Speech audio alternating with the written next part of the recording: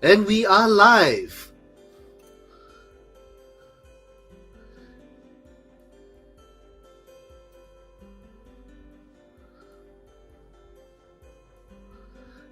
Just waiting for the final minutes before we start our event.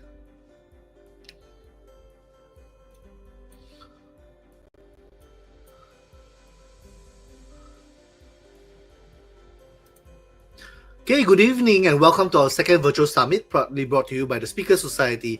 I'm Jerome, your host for today, and from wherever you are, thank you for showing up. You've chosen to be here, and that says something. So, our theme for this virtual summit is the power of love in every chapter. Not just the romantic kind, but love in all its forms, love for our work, our stories, our communities, our struggles, and people who walk beside us through every turning page of life. You will hear from a vibrant mix of speakers, each with their own version of what love can look like. Love isn't just a moment, it's a movement. This summit is about connection, courage, and celebrating the human stories that bind us. So, I'm going to dive in today with our first speaker. This is Aga. So, Aga, she is a founder of innovation and integration and helps neurodivergent professionals thrive through strategic human-centered systems. With 15 over years of experience as a fractional COO, coach, and program designer, she blends charity, empathy, and tech to reduce burnout and spark growth, proving productivity works best when people comes first. Her topic is From Misunderstood to Empowered, Journey of Self-Discovery, Confidence, and Strength. Hi. Hi, thank you for having me. Yes, thank you for coming. So, whenever you're ready, you can take the stage, and I'll be leaving. Thank you so much. Thank you for having me. My name is Aga, and I want to take you on a journey. A journey of being misunderstood, mislabeled, mismatched. I want to talk about finding empowerment not by changing who I was, but by learning how my brain really works. This talk is especially for the ones who have ever felt like the world was designed for someone else. Spoiler alert, it probably was, but that doesn't mean that you can't thrive in it. So let's begin. Since I was planning to cover almost 40 years of my life, I kept getting lost, so I decided to follow a simple structure of a heroine's journey. Highly recommended if you want to tell your story. Framed by framed as I'm so sorry. Framed by this framework, not as a quest to search for feminine, but as a deep reconnection with my brain, my rhythm, and my truth. I grew up in a world that told me that everything was fine as long as as I fit in. I was a bright kid, full of ideas, questions, words, so many words. But even then, there were signs that something wasn't quite right. The world around me rewarded quiet, neat, obedient girls like my sister. I wasn't that, but I still believed maybe if I just try harder, I will be like everyone else. That was the illusion I lived in. I often heard that I talked too much, took up too much space, or was just too much. Now I know my mom just was trying to protect me, but being kicked under the table for talking too much leaves a mark. Then came school. I struggled not with intelligence but with motivation. I didn't study the right way. I left things to the last minute and I still passed, but always with that whisper in the back of my head: you're lazy, you're not living up to your potential. No matter how hard I tried, I couldn't force myself to study like everyone else. As a teenager, I felt like a mess, constantly awkward, emotionally intense. No one could quite place me, and I couldn't place myself. I didn't have many friends. People I would hang out with would stop talking to me from one day to another. I didn't know why. I cried a lot. Now I know I was masking a lot, so I wasn't authentic. I struggled with executive function, relationships, and self worth. I always put on a smiley face, pretending that everything was great. I tried to pick myself up using overachieving, perfectionist, and people pleasing as coping mechanisms. I looked around and thought, something is broken. It must have been me. It became my narrative. Then that was the betrayal. The realization that the world I was trying to belong to didn't quite want me back. I wanted to run away. I wanted to experience something different. So I convinced my parents to let me go to London to study English.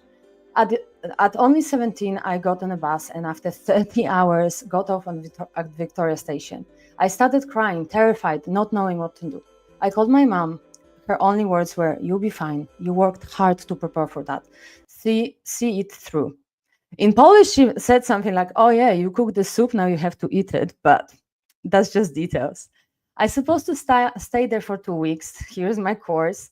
I stayed for 2 months. I worked, I learned English, and as a result, I decided that I wanted to go to uni in the UK. University was meant to be my chance to reset, build, but it was just still a chaos. No structure, a new language, English, I'm originally Polish. Overwhelm became my baseline. And I was working full time just to afford rent and food. I tried to build a career that looked good on paper, that made sense to others, but none of that felt right to me. I felt like I was constantly trying to prove I could not, that I could survive in a world that was not meant for me and wasn't made for my kind of brain. Then something shifted.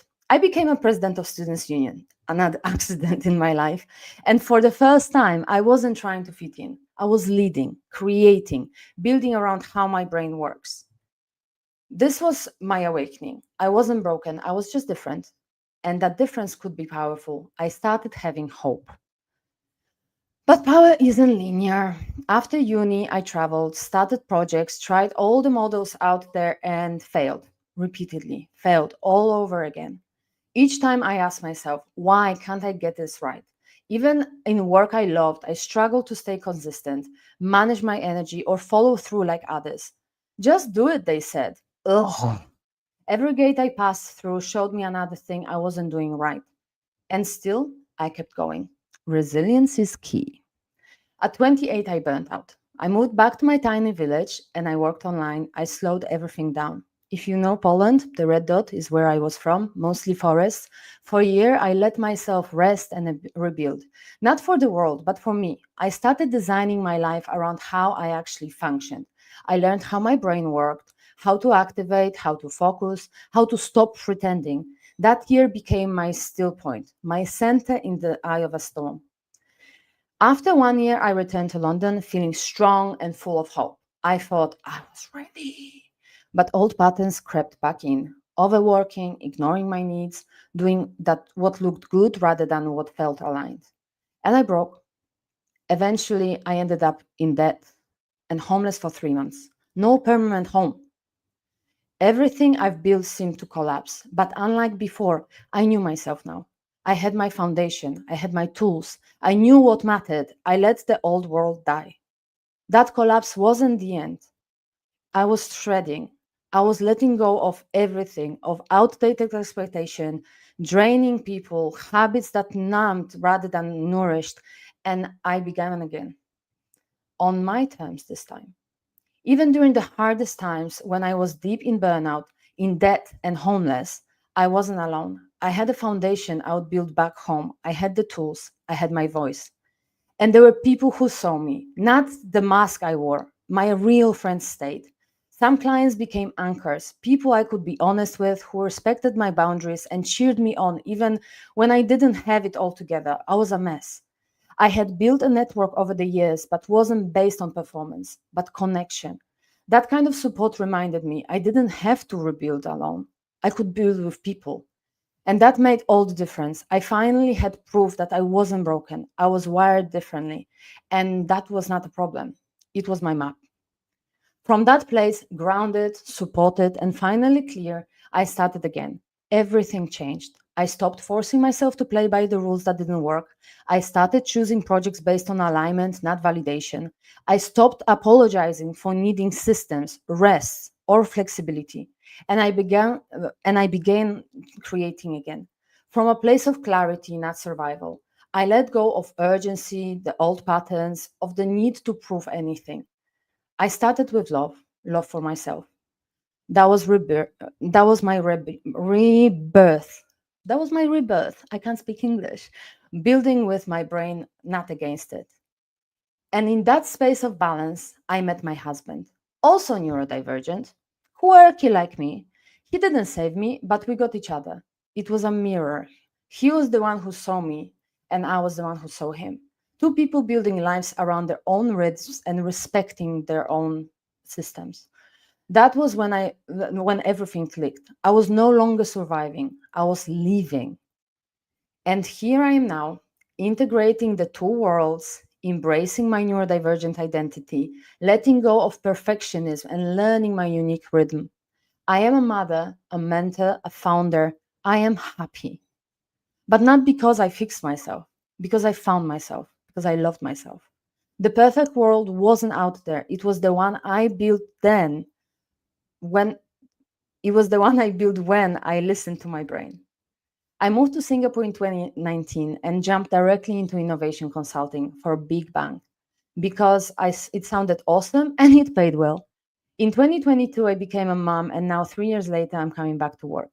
After my first client, ADHD, back in 2015, I've been passionate about advocating for neurodivergent individuals. Being 2E myself, so gifted and ADHD, I like challenging the status quo and helping people develop the best working systems by getting to know their brains, especially women who've spent a lifetime being misunderstood. You don't need to mask or twist yourself into something else. You are ready enough. You just need the right blueprint. Here are a few things that made all the difference for me. Firstly, know what activation point for you is. I don't force myself to start like others. I use tools like timers, music, movement, Trello board, whatever helps for my brain to engage. If I need to relax and watch a few reels at the very beginning when I start my day on a timer, I do that too. I design systems, not routines. Routines failed me, systems gave me freedom. I plan flexibly, not rigidly. This is why I love Agile so much. I work in waves, supporting how my brain works, listening to my energy levels. I honor my hyper focus and my rest. Some people say, yes, I can hyper focus, but I don't know when it happens. So I'm always ready for when that happens. My lists are ready, my tasks are ready. It's all part of the cycle. So I would say stop masking, find safe spaces where you can be exactly as you are. Build backwards, don't start with what the world needs, start with what you need to thrive. The rest follows. From misunderstood to empowered isn't a straight line. It's messy, brave, it's personal. But I promise you, your brain is not the problem. The models are. And you have the power to change the models. You're not alone, and we're never broken. Let's connect and continue this conversation.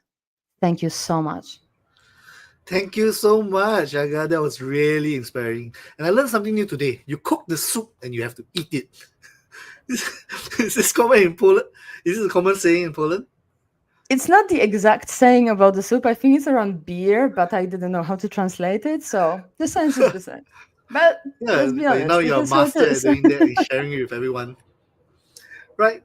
Thank you so much. And everyone who's watching right now, feel free to connect with her. Her LinkedIn link is over there. I will have to introduce the next speaker now. So thank you for your time. Thank you very much. Have a lovely evening. Thank you.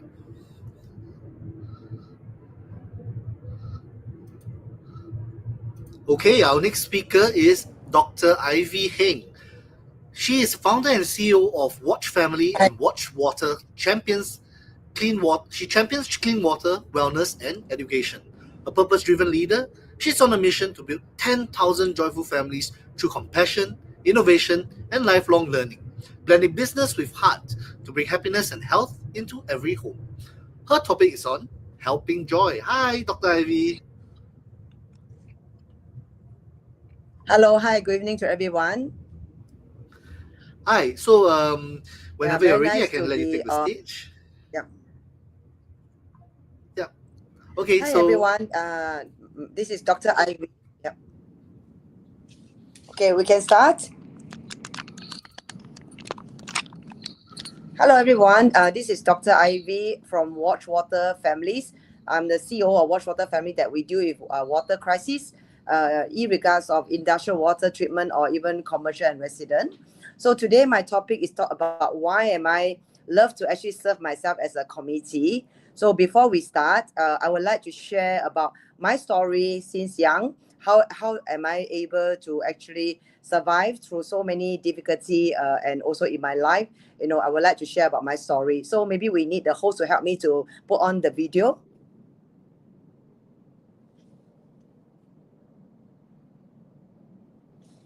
I will be an excellent person.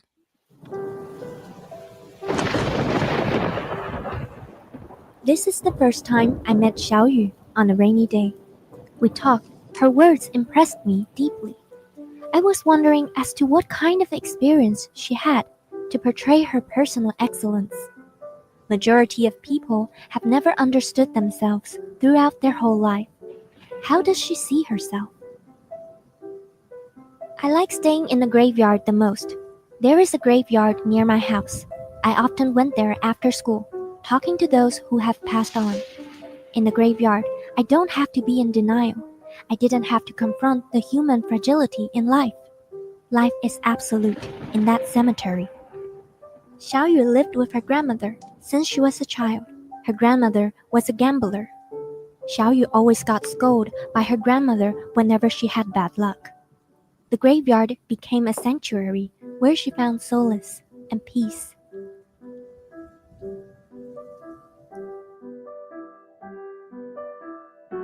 She wants to be a better person, showing more kindness and love to those around her.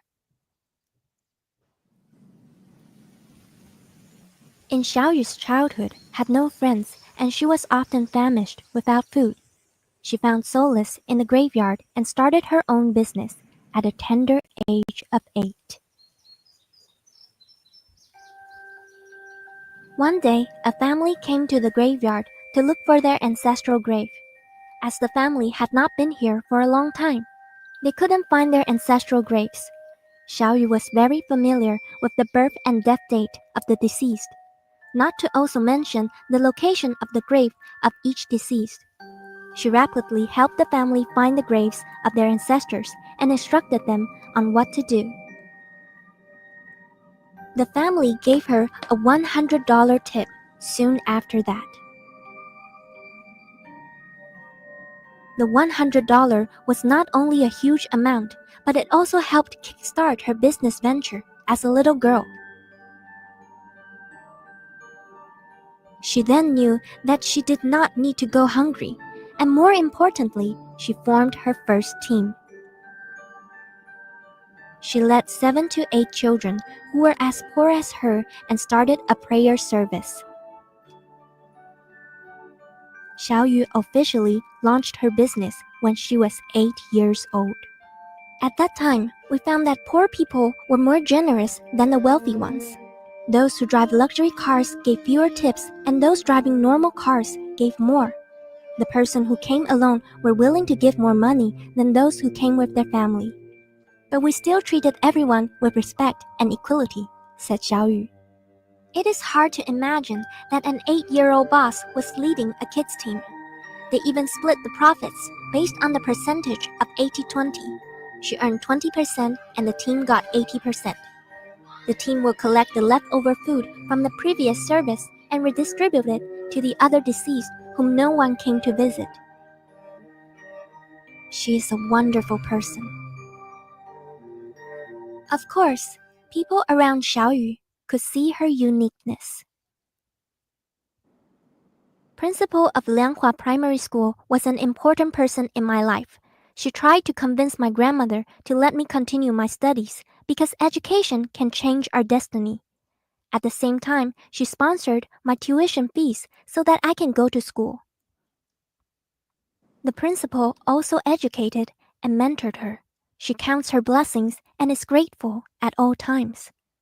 However, Xiaoyu was only allowed to go to school based on her grandmother's terms and conditions. Her grandmother asked her to fill water from the well before going to school every day. Back then, water was drank from a well in her grandmother's house. Every day before 5 a.m., Xiaoyu would draw water from the well. Once, she lost her balance and fell into the well, but she did not know how to swim. That was the moment she was the closest to death in her life, and she only had one thought in her mind. I wanted to be an influential person in the future, and I must not die. With this thought in her mind and her struggle to survive, she was finally rescued after 3 hours.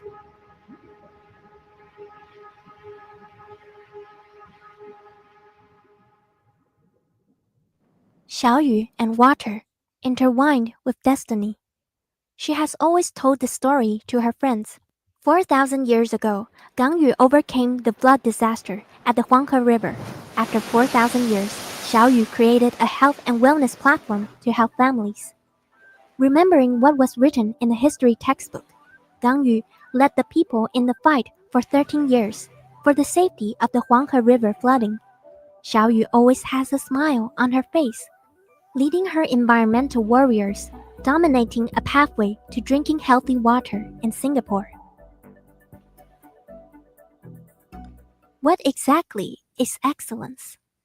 In addition to being very capable and confident, it should also include luck.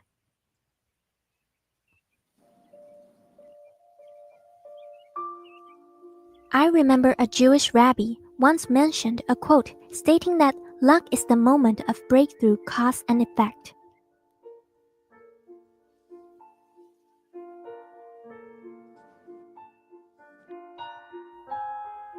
Life always leaves a path of trail for those who can turn it into an advantage. Life always opens a window of opportunity for those who will be appreciative of themselves. Gratitude and excellence are interlinked. Only those who are grateful for what they have will understand the power of excellence. The source of Xiao Yu's excellence lies in the flow of water and honoring of good deeds. It is like water which favors all without caring about vanity.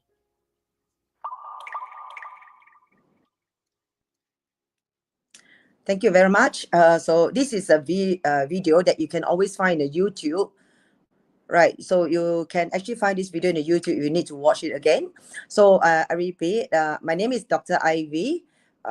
It's very nice to have a chance to actually share about why I love the community so much and how I actually contribute myself to the community. Right. Okay, I started to be an entrepreneur since young, 23 years old.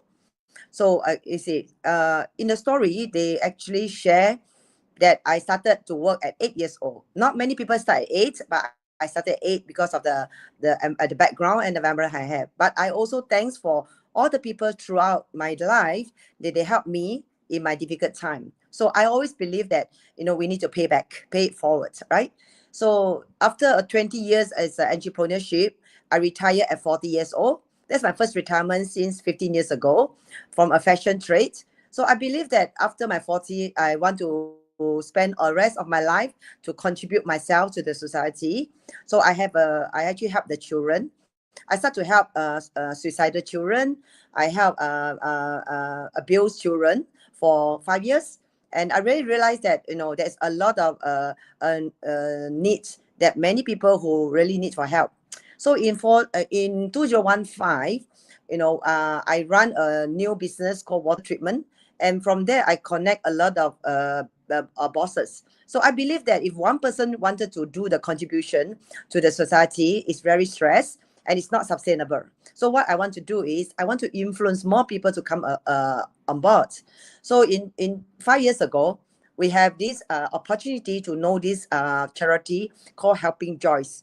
So Helping Joys is already a 13 years company, non-profit charity in Singapore. So what did they do? They help to discuss all the elderly, needy family who had to stay in a very unpleasant environment, and also poor and needy help.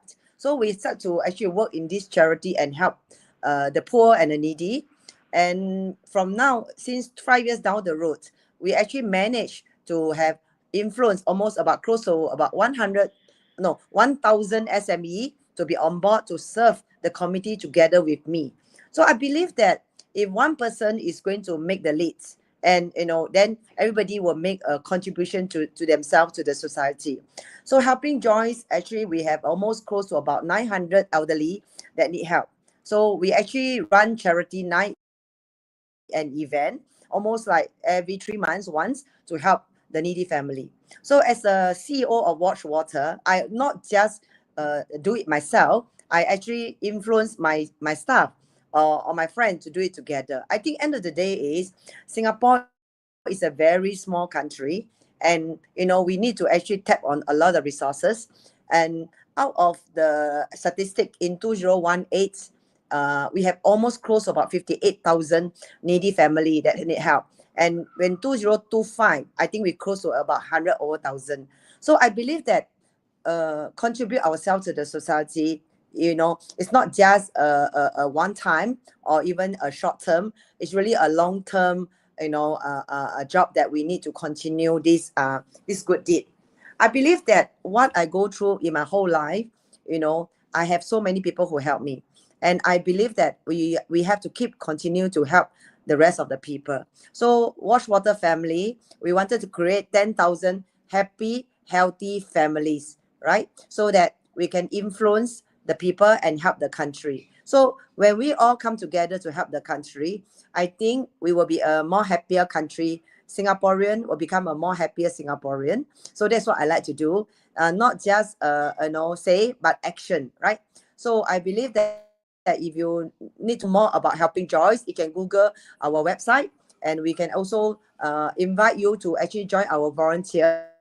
So presently we have about 300 volunteers that can work on the cleaning, and we almost close about 1,000 bosses that raise money and give money, and also give their time and mentorship to our this community love. So I believe that this is not going to end here.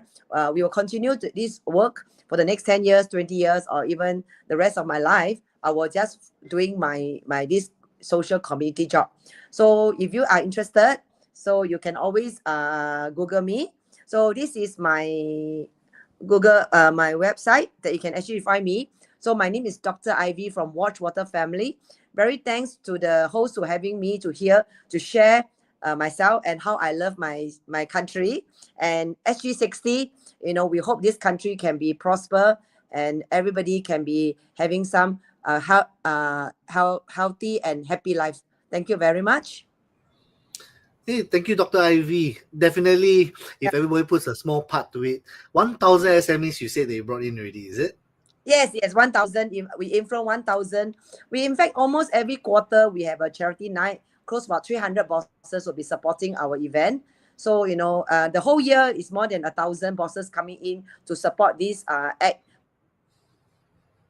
So for all, yes. And we also got the minister on board, Desmond Lee, and we also got, yes. Right. So please scan to find out more information from Dr. Ivy and support the cause. So as she says, everyone's contribution is power in numbers. Yep. Okay, thank you, Dr. Ivy. Okay. I'm going to now present the next speaker. Thank you very much. Thank you very much. And our next speaker is none other than our own Speaker Society co-founder, and some say the princess of AI. She will be sharing with us something that's slightly different to the BGR that you know in terms of love, not just boy-girl relationship. She's going to share with us about love and money. Money. So, okay, guys, because today, right, my floor is still in pieces. I'm not able to use my computer, so I'm actually on my mobile phone. So instead of doing a live session, so what is the most important thing about... Sorry, continue. Please play the video. Thank you, Jerome. Right, so this is a video and enjoy. Growing wealth. Do you guys know what is the most important thing about growing wealth? Okay, so there's actually 3 elements of growing wealth. You have the cash flow, you have long-term investment, and then you have basically fast investments. So today I'll be sharing with you a little bit of all 3. However, we'll be focusing a little bit more on the cash flow element. So just to introduce myself, my name is Sabrina Princessa Wang, and obviously I have no stage fright. And that's why I am actually a speaker. And I specialize in basically AI and automation. So I've spoken on different stages like Nest Summit, Web Summit, a lot of summits. And one of the things that I focus a lot on is actually how to help women grow their wealth. Yay! So the 3 elements of wealth: cash flow, long-term, fast. So why is it important to actually grow wealth? Do you all know why is it important to grow wealth? Why? Can anyone answer that question? Okay. So because Still living, we need cash. yes, Live our life. exactly. It's never enough. Because so we need to create more and we more. want a comfortable retirement, correct? We want a comfortable retirement, right? So that we can actually do things like this when we are happy, right? We can come for events, or we can go for, like chill at the beach. Have time for yourself and not have to hustle so hard. So why am I talking about hustling so hard? Because the thing here is that for the last 10 years, I was hustling very, very hard. So do you know that there's one thing that people don't tell you about starting your own business? Is that right? You might have control over time, but you have no control over time as well. So, who here works in the office? You work in the office, right? So how many hours do you work a day? Okay, the not so fixed hours one. So how many hours do you work a day? Sometimes 8 hours, 10 hours. 8 hours, 10 hours, correct? Okay. But every month, right, you will know that, I'll be clocking this number of hours and I'll get a paycheck, correct? Yeah. Guess what? As a business owner, right, I actually don't know whether or not I'm going to get my paycheck. And the worst part is, right, I actually work 16 hours a day. Do you all want to work 16 hours a day? So I basically traded years of education, and then I decided, hey, I want to be a business owner. And I end up working 16 hours a day. So that was the last 10 years. But there's a secret here. Here's the secret. The secret here is that, how many of you guys here use ChatGPT? Everyone use ChatGPT, right? Yes. So the secret is technology. It is AI. Like all these slides, they are all done using AI. Can you imagine? Do you think my slides are nice? Yes. Nice, right? Definitely, right? And all of it is actually done using AI. So would you say that now, right, to do this presentation, how long do you think I took to do all these slides? Make a guess. You guys cannot guess it on. You cannot guess it on, really. She knows the answer. Actually, I think Mei Ling here also knows the answer. Because what happened is that today I was actually rushing the slides, and I was actually supposed to be the first speaker for this event.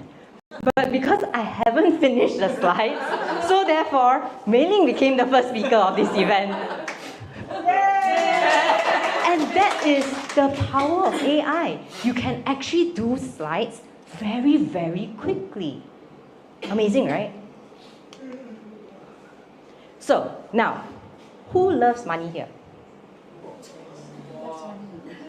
Wait, I see. You don't love money? Guys, you guys don't love money? Are you sure? You very sure you don't love money?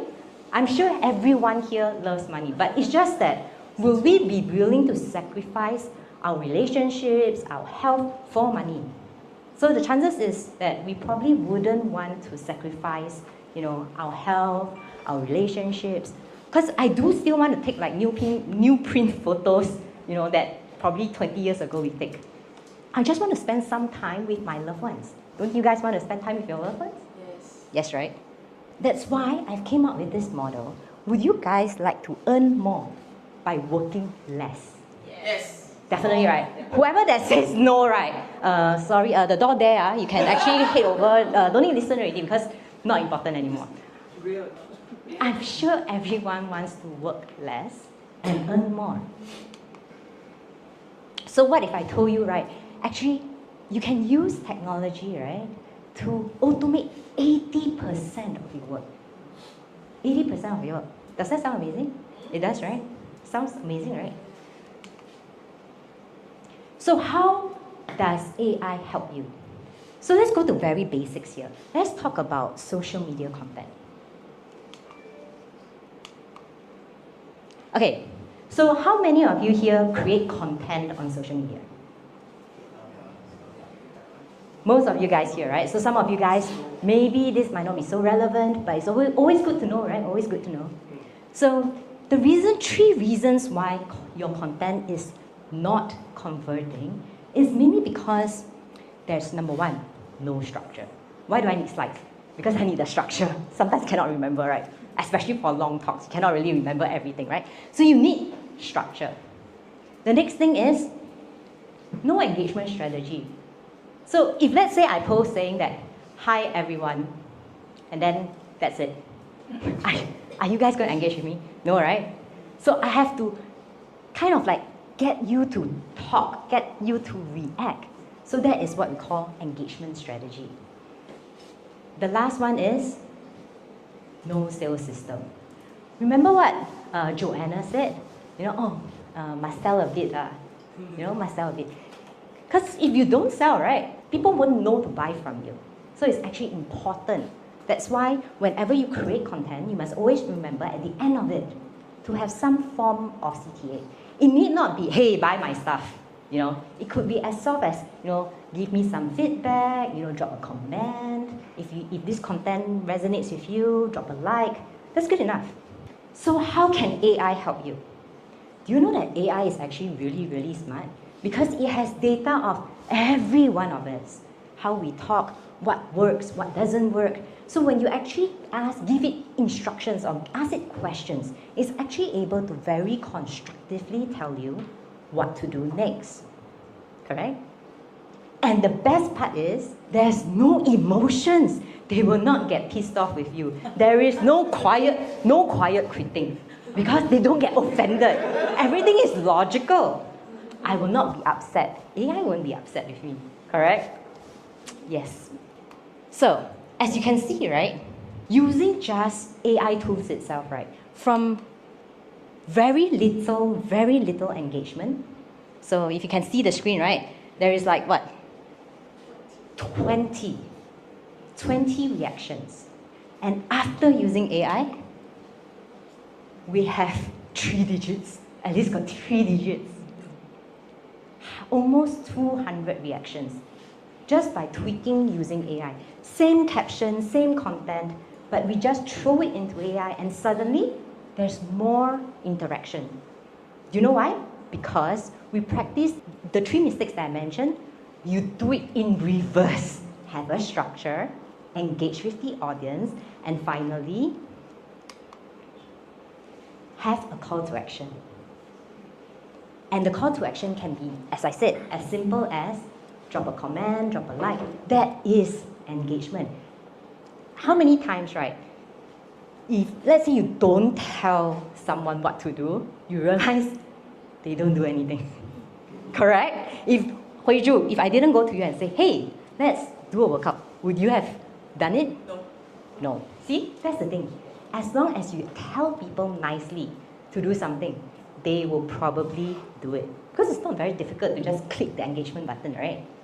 So, the 3 stages of AI storytelling for sales. Number 1 is actually to use AI to actually help you in generating the content, helping you generate the flow so that people understand the structure and understand what you're getting at, and you give value to your audience. The second one is actually optimizing your content to make sure that the content itself is worthwhile for someone to read. And lastly, of course, is to have a hook. Like for example, when I started this conversation, I said, this is the most important speech of all, correct? It's a hook so that people want to find out more. So using this method itself, I actually managed to grow my LinkedIn account. And I actually don't have a very strong presence on LinkedIn. I do have presence across other social media platforms, but LinkedIn was something very new for me. And from just implementing these simple steps, I actually managed to go from 0 to 20,000 views, which is not a lot, but it's good enough, right? Would you like 20,000 views? Yes. Oh, no ads, by the way. This is purely organic.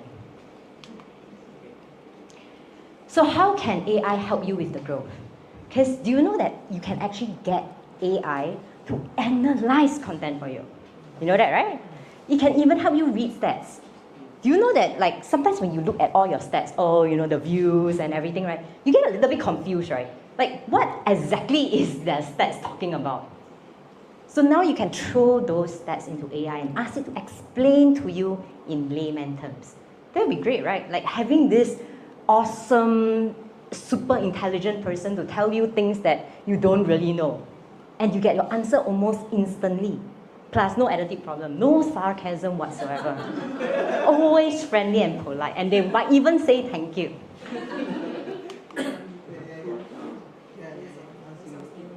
So after working on my LinkedIn for about 6 months, guess what happened? Okay, don't need to guess that. Okay, it's written there already. So what happened was that someone actually came to me and asked me if I do speaking, which of course in my profile I've stated I do speaking. So that was when I got my first speaking gig on LinkedIn. Would you guys want to get your first speaking gig? Okay, maybe not speaking, but you guys would want to get gigs on LinkedIn, right? And this is purely organic.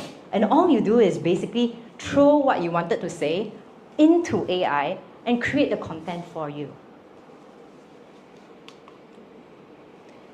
So using this same method that I tested and tested over and over again, I experimented it again with someone else. Because if I can do it, I'm an AI person. So you all will be thinking, she AI person, of course can do it, what? But I don't know AI, how? So I experimented on someone that doesn't really know AI. And we have Kelly. So Kelly was very gracious to be my guinea pig throughout the entire experiment. So what happened here was that she was going to write a post about her birthday. And then she sent me the post about her birthday. Basically, it's like, a journal piece that you would write to yourself. But would you really, broadcast your diary to the world? Will the world understand what your diary is trying to say? Not really, right? Sometimes it might not actually turn out well. It might actually go very, very bad. So I got her to throw this into AI to rewrite it, to engage with the audience. Same story, slightly different structure. And what happened was that it actually got over 200 engagement and over 100 over comments. Have you gotten 100 over comments on your post before? And she has less than 1,000 followers, by the way. Yeah. So Not before that. I don't think a lot of people get like 10% of their entire engagement, their entire following to engage with them. So that is what happened for Kelly. And from there, right, she started engaging with her audience. So by engaging, maybe some of you may even got her message. She engaged with each individual to build a connection. But Kelly is very shy and she's Asian. So sometimes to engage someone, right, not everyone is like me, shameless, right? So, she understands the word shame. So she paiseh. But AI, not paiseh. So she got AI to write the message for her. Still her voice, but getting someone that would execute regardless on your behalf. So she started engaging with different people that engaged with her posts. And from there, they started a conversation. That's how friendship starts, right? You make friends, then after that, you ask, what do you do? What do I do? And then after that, from there, business starts. And through this model itself, she actually started generating sales. And in fact, she is our top salesperson right now. Is that amazing or not? From someone that too shy to text people to becoming the top salesperson. And in fact, if I'm not mistaken, Joanna, was it Kelly that started talking to you? And it was the first time today that I met Joanna in person. So the entire conversation was all done online. The whole sales process was actually done online. Is that amazing? It's amazing, right? So this is my social media wall. Very nice, right? None of the photos are taken in real life. Everything is AI. But I kind of think that the real person a bit nicer. Right? Correct? Please don't say no. Please don't say no. Thank you. So, which social media platform to focus on? Do you guys know which social media platform to focus on? So, anyone? LinkedIn. You guys? IG. Okay. And you? LinkedIn. Instagram. Yourself? LinkedIn. Great. So the answer here, right? Actually, this is a trick question, by the way, because the answer here is that you use all platforms. I mean, why use one when you can use all, right? And the cheat code here is that you use the same content and then you post it using a tool called Social Pilot. And with Social Pilot, you can post across all the different social media platforms. So just in case you guys want to know, right? I actually have 12 social media platforms. 12. So imagine if I post one by one, how long that takes. But again, I don't really work that many hours. I have AI. So now to introduce Serafina AI, which is my personal assistant. And everything you see here is all done by Serafina AI. And in fact, with Serafina AI, you can just about forget everything I have said just now because all of it is useless with just one Serafina AI. The catch here, however, is that Serafina AI is only available in May. So right now, if you are interested, you can pre-order it and get it in May.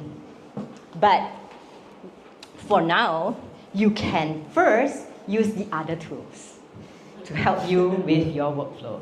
And if you scan this, you will see all the tools in my link tree. Okay, I'm going to let you all scan first. Yeah, so all the tools are all available. You can slowly download. Most of it is free to use. It makes it very convenient. You know, it makes my life very convenient. And with Serafina, it makes it even more convenient. Now, why smarter monetization matters?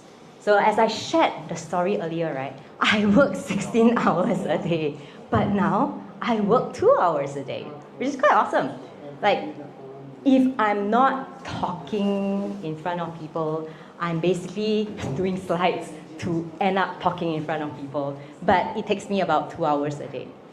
So the old SAP, right, is always like, oh, I'm so busy, I'm so tired. But the new SAP is very energetic. Am I very energetic? Yes. I am, right? Thank you. So scaling with automation, right? Automation tools like marketing funnels, community and membership, e-learning, all these tools actually help you to automate your monetization process. And this process itself will help you in your retirement. Because you want smart money. You don't want stupid money. Stupid money means you trade time for money. Smart money means that you get AI to do the work for you. Delegation of work. But delegating to someone or something that will not silent quit. I'll give you attitude problem. Won't go on leave. Yes, won't go on leave.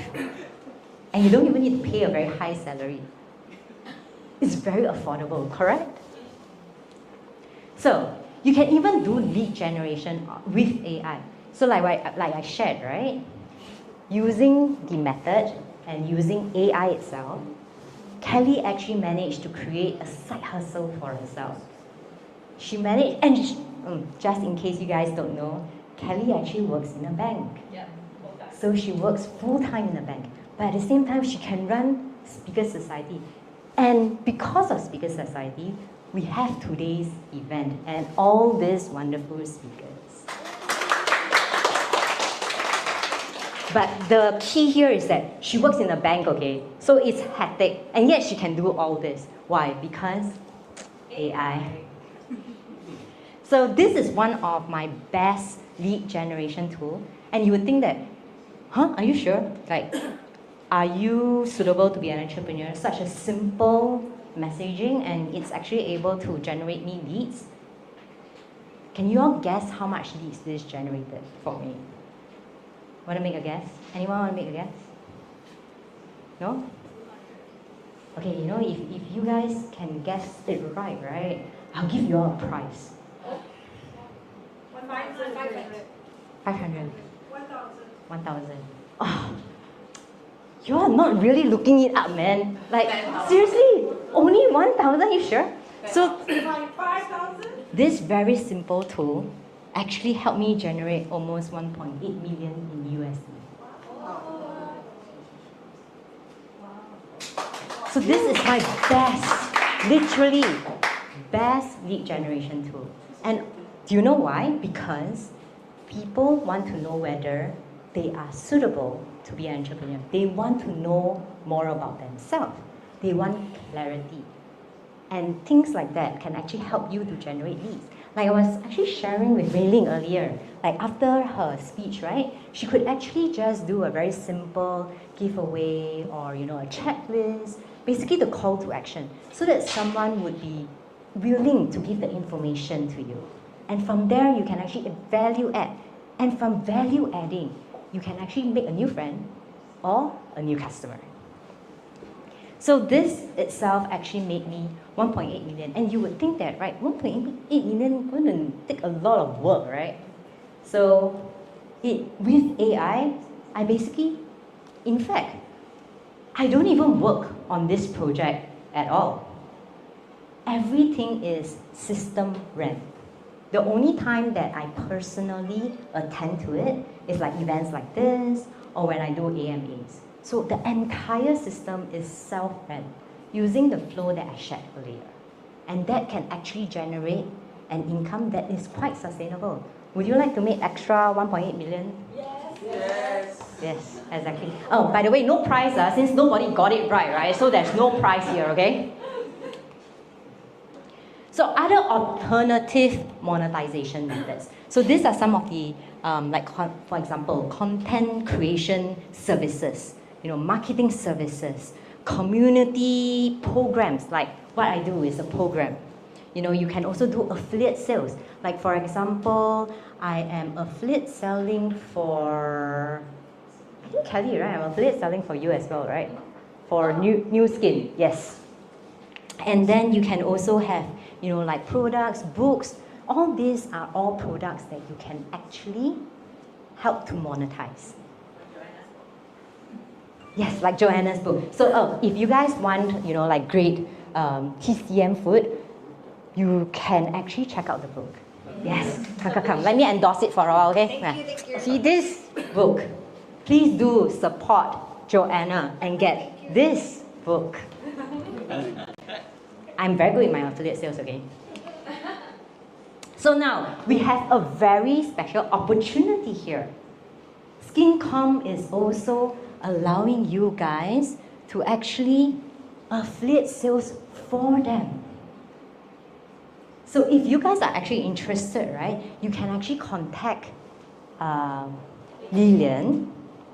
And a very special add-on is that everyone that contacts Lillian, whether you end up doing the affiliate sales or not, gets a free skin analysis.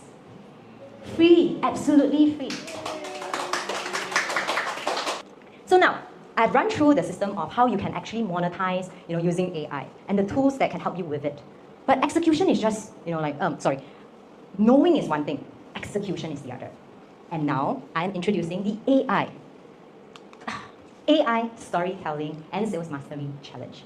So as you can see, the case study here would be that you can go through the same process as Kelly did to be able to generate income from just posting on social media and engaging with your audience, making new friends. So day one, we actually run through AI storytelling fundamentals. I mean, I tell you that AI can help you do structure, but if you pick the program, you will actually get hands-on going through that process. Then day two, we go into AI-driven content creation and engagement, which is how Kelly started doing the content, engaging with her audience. And then in day three, you start doing the AI community growth and organic reach. So basically engaging with your community, chatting with them, how to chat with them, how to prompt your AI. And then day four, we go into the sales funnel strategy. So sales funnel strategy, every business is different. So when we go through this process at time, it will be accustomed to your business type. And if let's say you have no idea what kind of business you want to run, or you basically want to become like just a speaker or a coach, these are all business models as well. Alternatively, you can again go to Lillian for Skincom. And then in day 5, you learn on monetizing your AI content. So other than just selling something, people can also get you to help them to promote, like how I promoted Joanna's book. So using your platform to promote for others. Then day 6, we talk about how to scale up and automate, like how I scaled up and automate my digital academy and let it run on its own. Then the last day is actually the live bootcamp, where after going through the 6 days, we can actually have an AMA and you can ask me questions, the difficulties that you face, or any problems that you want cleared.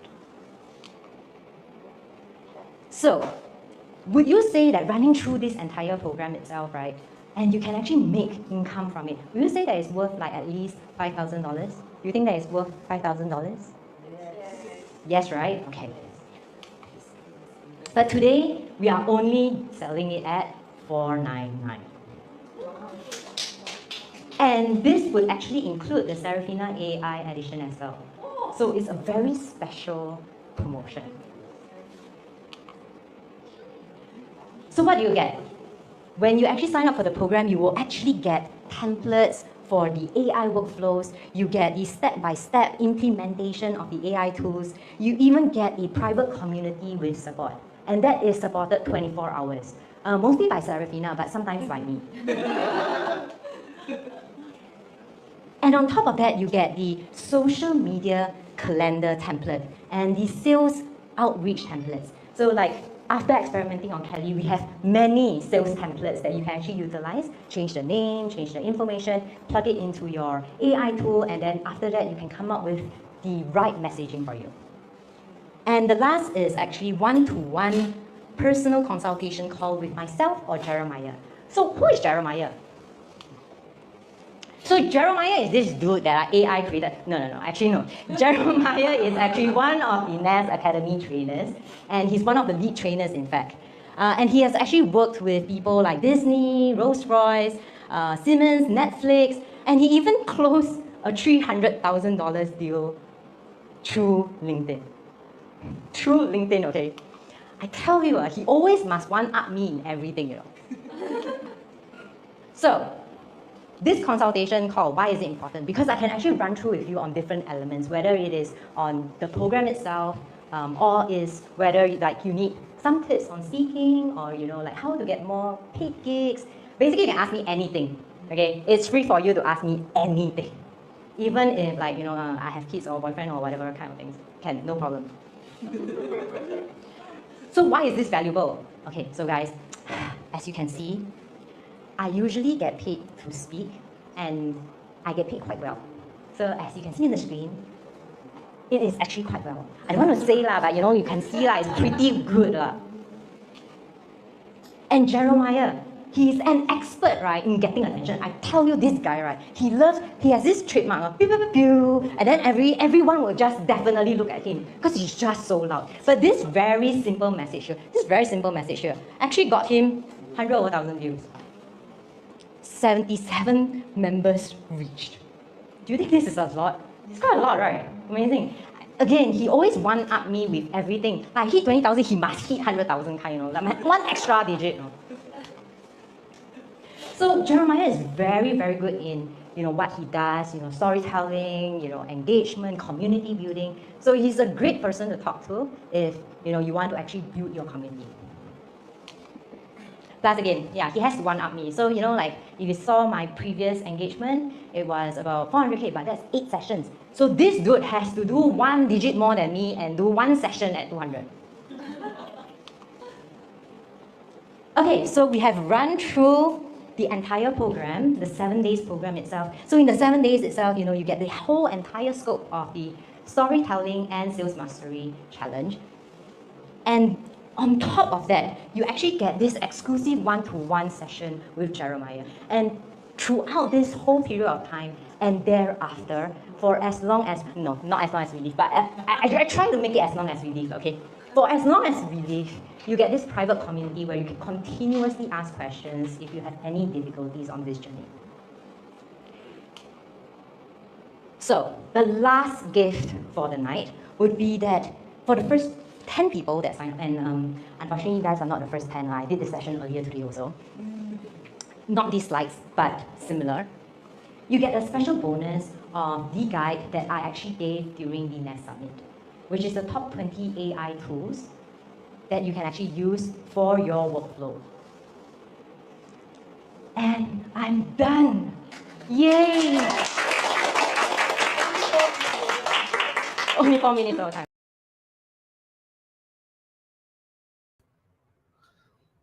Thank you, Sabrina. Yes. Thank you. And I'm done. So, do you all have a better relationship with money and love and saving time with AI? I hope all of you all. Sabrina, do you have any what's it, QR code as well? Yes. So, guys, I will actually update the description in the link, the YouTube, the LinkedIn, and so on and so forth, as well as send all the audiences that RSVP'd all the speakers' connection points so that you will not miss out on connecting with any of the speakers today. Excellent. I'm wishing you well in the recovery of your floor that has been damaged. And Buying a hope new that also- place. Yes. Okay. Next up, we have Nicole Tay. Right. Nicole Tay will be speaking about unlocking confidence from self-doubt to self-worth. She is the founder of Symphony Sensations. Scentations, you know the smell? Yes.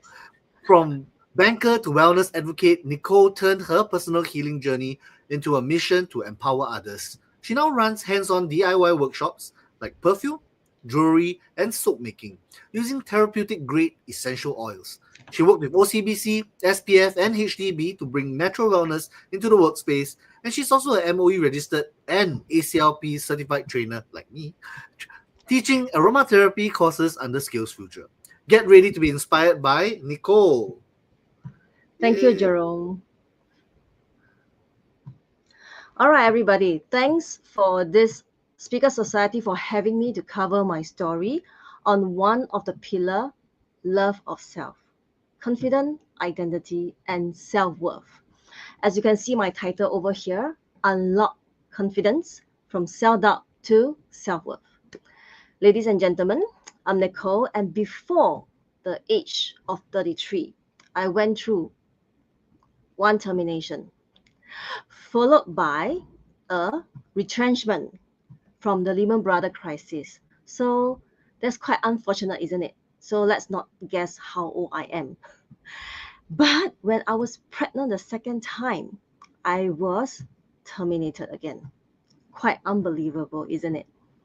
Maybe some of us have similar experiences, went through job crisis, and if you have, you probably recall how stressful it was. And if you have, and if you're okay to share, maybe you can comment a T if you were terminated before due to a pregnancy, or a R if you have been, retrenched before. Well, my kids are in their teens right now, but I still can remember. I was being called to a meeting room where I hold countless interviews for my candidates. I never felt this heavy heart while waiting at the door. When I entered the room, my HR director sat me down. She told me that I'll be converted to a contract staff with immediate effect. I was being forced to be converted from a permanent professional to an hourly paid staff, and I don't even know how much I'm going to get paid, just because I was pregnant, and I have to leave immediately and report back to work two weeks later. But what can I do? Dragging my feet back to my desk, my heart sunk. At the same time, I noticed all eyes were on me, as if I've done something wrong. I wish I could just disappear in thin air. For a split second, I felt so humiliated. I wish everybody has gone home instead of trying to pity me, because I need some space to cry it out. Pregnancy was supposed to be happy, right? But it was so stressful for me. At 30 years old, I'm just trying to start my family. I have mortgage loan to service. I have a newborn coming along the way. You can imagine how stressed I was. That was my first career crisis. And after I deliver, I found another HR recruiter job almost immediately. Just when I thought my job was finally secured, in less than 1 year, the Lehman Brothers crisis came and got me retrenched. So very quickly, my second career crisis happened again. And by the time I had my third career crisis, which is being terminated the second time, I had a lot of self-doubt. I wonder, am I good enough? Am I unlucky? Or is there anything wrong with me? Right? I really felt that that was the end of my corporate world. Now, everybody, my name is Nicole once again. I'm a mother of 2 teens, all right? And as mentioned, I was terminated twice and retrenched once. So today, due to my past experience, today I have Symphony Sensations, spelled this way, where I hold aromatherapy workshop. And I also have Viva Wellness that focus more into the honey business, superfood, and also HR lunch talk, corporate lunch talk, right? And can I ask a question, right? If any point of time you want to take a photo, please feel free to do so. When we were young, isn't this what our parents teach us? It looks familiar, isn't it? Right? Where we need to study hard, we graduate with good grades, and then you work hard, you work for 40 years, and then you enjoy your golden years, more or less, something along that line. But did that happen to you? Of course, you don't have to tell me. You think about it, right? Did it happen to you? And obviously, it didn't happen to me. Now, this is what happened to me. When I was growing up, my father owns a provision shop. While his peers moved to a newer shop, my father has to close shop, right? And I have to fund my own tertiary education by myself with 2 jobs. I give tuition to 2 students, and during the weekend, I work part-time as a waitress in the internet cafe. So my era, we still have internet cafe. So don't talk about, financing me. Even when I was working, I was being terminated, right? Of course, I finally found a job after my second delivery, after all. But imagine if you were me, you were terminated two times and then retrenched, right? How would you feel? Do you feel that the world is going against you, or do you find a way out? What would you have done? After each career crisis, I feel so insecure, and it led me to work very, very hard to prove myself. For the next few years, I will normally reach office before 8 a.m. and I will work until 6 p.m. I'll rush home, have a simple dinner with my family, and I continue to work until 11 p.m. This corporate life went on for a while, and I was stressed out. And finally, I was burnt out and I suffered very, very bad eczema. So 10 years ago, I already wondered, how sustainable is the corporate world for me? And because of what I went through, I'm always looking for financial security. And one of the way that I discover is to own my own business and investing, right? So that's for me, right? I believe in investing in myself. And I chanced upon this book called Rich Dad, Poor Dad. Okay, if you have come across this book, you will understand that moving from the left quadrant to the right quadrant is very important if you want to build wealth. Of course, feel free to grab this book from the library. Okay, so I believe in self-development. I learned a lot of things. I learned value investment, how to manage my money, my cash flow, like what Sabrina mentioned earlier, and I do a lot of other things as well. So I want to end today's sharing with what I learned from my journey from being self-doubt to self-worth is become the person you dream of being. Never let someone steal your dreams away. If you want to go for your dreams, but you still have doubt, it's okay. It's normal. Along the way, you may face some challenges where your family or other people's opinion is holding you back. Trust me, it will happen. We have all been through it. And my suggestion is to give yourself a timeline, take a leap of faith, and go all out to achieve that dream, right? So if you want, you can take a screenshot. This is one action that you can take back today.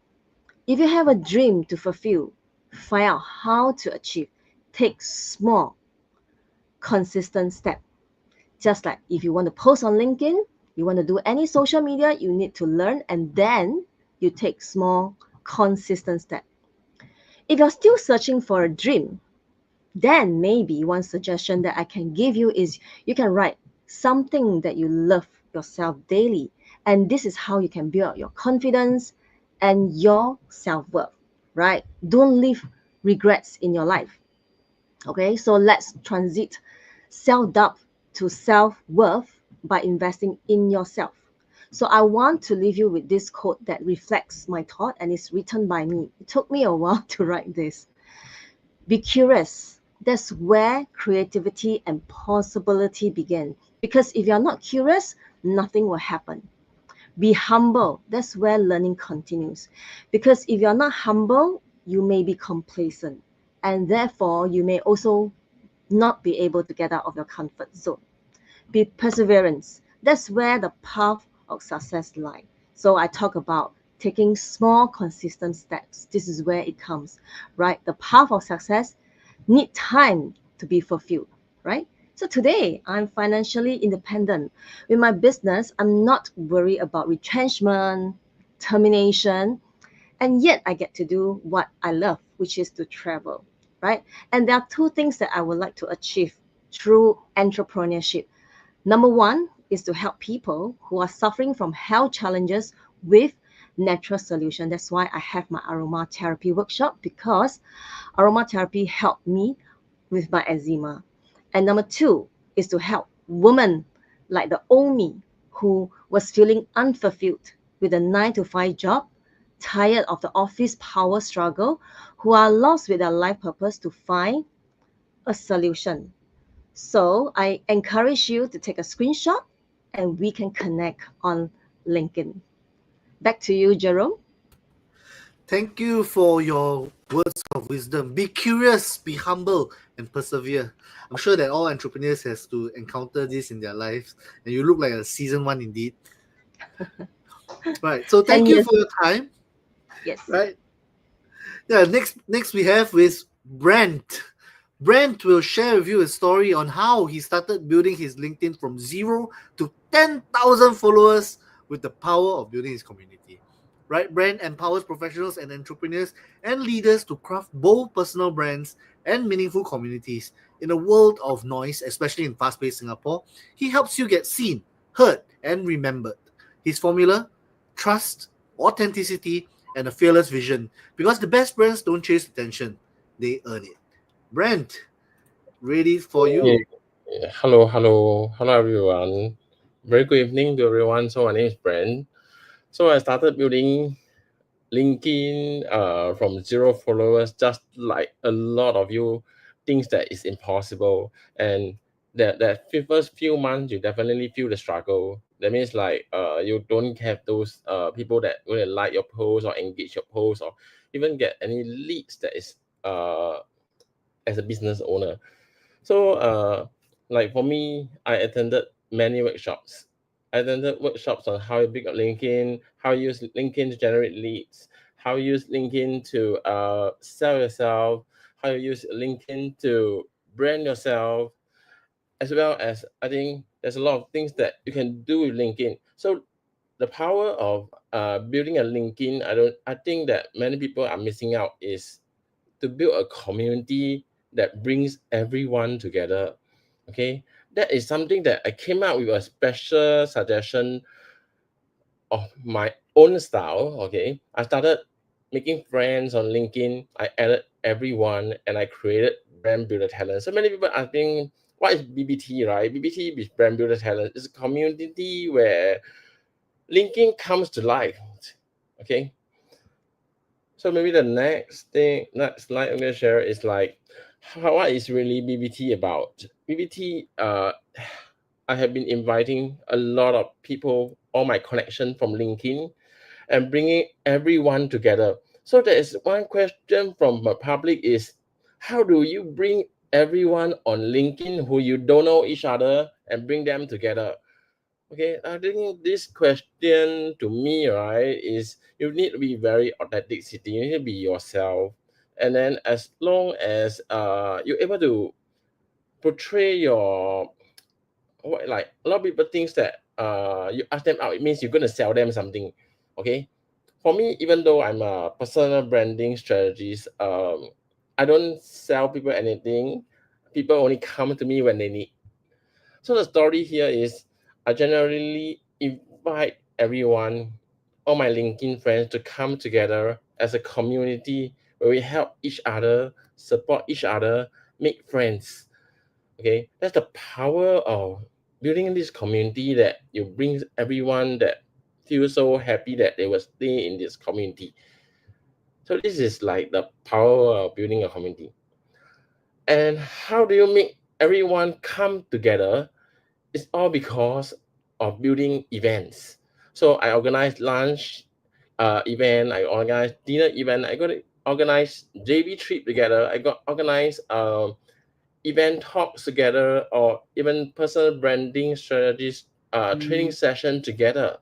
So it's like all these small efforts that I bring actually bring everyone together. It makes the community so close that we help each other, support each other on LinkedIn. We like each other posts, and we, as well as we comment each other posts. That's become a fantastic community. As well as you can see that being featured in News in Asia, Favicon quite often, as well as LinkedIn News Asia feature me quite often for every article that I wrote. So it's a way, the style of writing. So maybe the next few slides I'll share with you about how you're going to scrub up your LinkedIn and you will look perfect.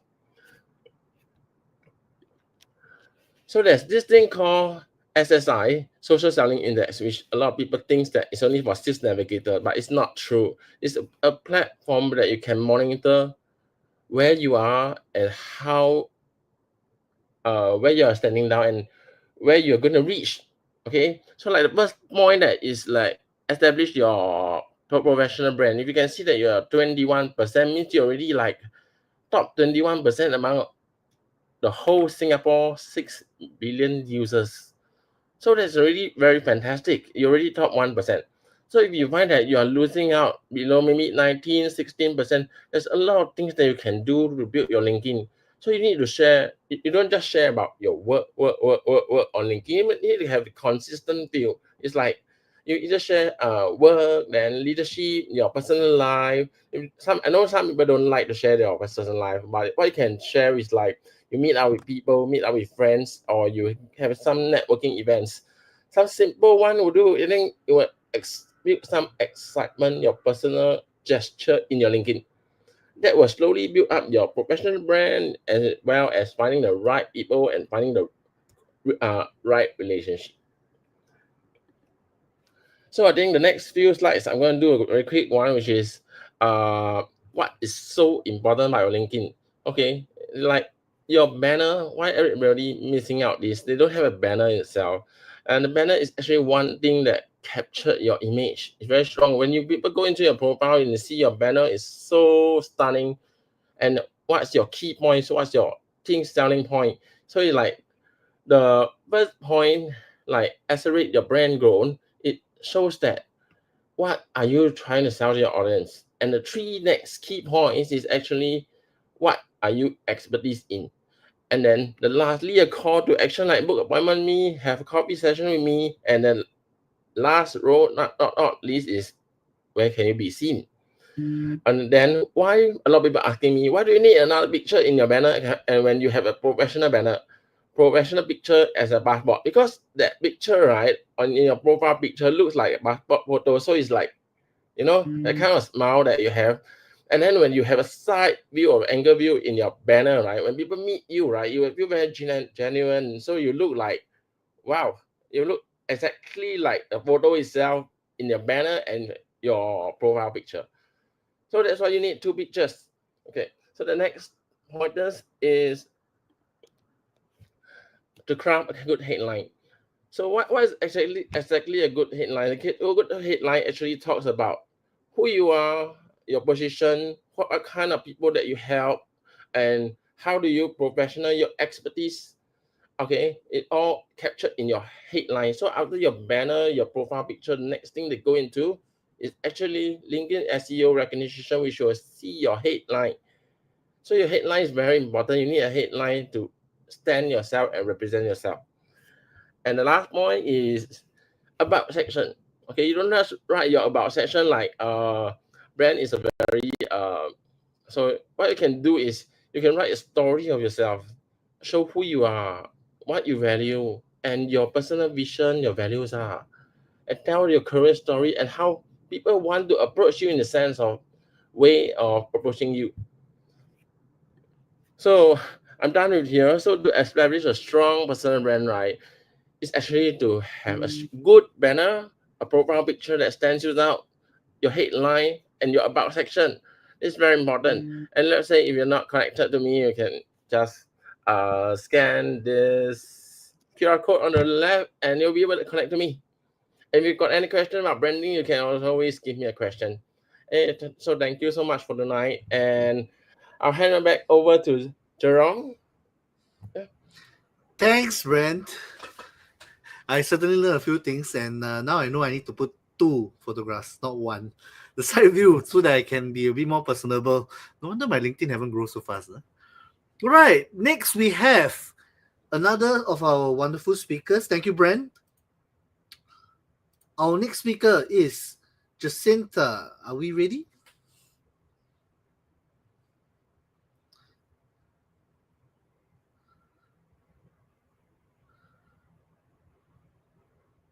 So, Jacinta, is your camera ready? Are you ready?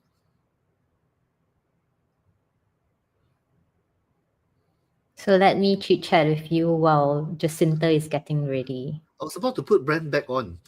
It's like, What? You prefer okay, Brand that's over okay, me? Brent. Yeah, I mean, Brand, biasness much. Jerome, biasness much. no, but I mean, you seldom get to go and chat. Okay. So as Jacinta is you got coming question? online, let's talk about LinkedIn. So Brand, how can I better improve my LinkedIn? Sorry? How can I better improve my LinkedIn? Your LinkedIn is really very good. I love this answer. Okay, I love it. Well, Oh, you just need to post more nice things. Post more nice things. Okay, then you have to take more photos with me so I can post more nice things. we need to attend more of these events. More photos of you as a leader. You need more photo of you as a speaker, and you need more photos of you to capture your image, your voice. And I think your LinkedIn, your picture section is very nice. Your banner, headline, everything is already very nicely done. Okay, now next thing is you just need to be consistent on your posts. I think you will be perfect already. You will definitely slowly reach like me already. From Yes, the aim is to get 10,000 followers. 1 year to reach 10,000 followers. Yeah, We quick should do a story. challenge. Actually, I got to know both of you at the same time. The Oh, princess. really? Yeah, Sabrina and Brent. Yeah, because our godmother, the Speaker Society godmother, Elizabeth, she was like asking me to go around. Hey, come networking, come networking. I was like, huh? Okay. Then dragged me along with I think Kelly also asked. That's where I met at one of Brent's events. Either Brent event or Jeremiah's event. The Christmas one. No, we first met is at the Marina Bay Sands. No. Marina Bay Sands was the next day. Because there was another event happening. Oh, interesting. No, it's Sabrina's birthday. Are you sure? My birthday? Did I do anything on my birthday? What did I do on my birthday? Elizabeth says that it's during my birthday. Did I do anything on my birthday? Skybar. Skybar. Skybar was my birthday. No, Skybar wasn't my birthday, dude. It was the Christmas party. Yes. My birthday is in October, not December. Yeah, but in case all of you all who are watching and still here with us, Brent likes to Brent and in fact all of them, all of us as Speaker Society, we like to create this kind of events so that everybody can just network together. We are free for networking. We are totally like sell your services, sell your skills, show us what you're made of, and we will show you what we're made of as well. So that is definitely something that we like to do. Okay, I am going to bring forward one of our speakers. We're going to head over to Stefan. Right? So I will have to remove the two of you. Thank you for entertaining me in this meantime. Thanks. Right, our next speaker is Stefan. Am I pronouncing your name correctly, Stefan? Yes, that's right. my So name.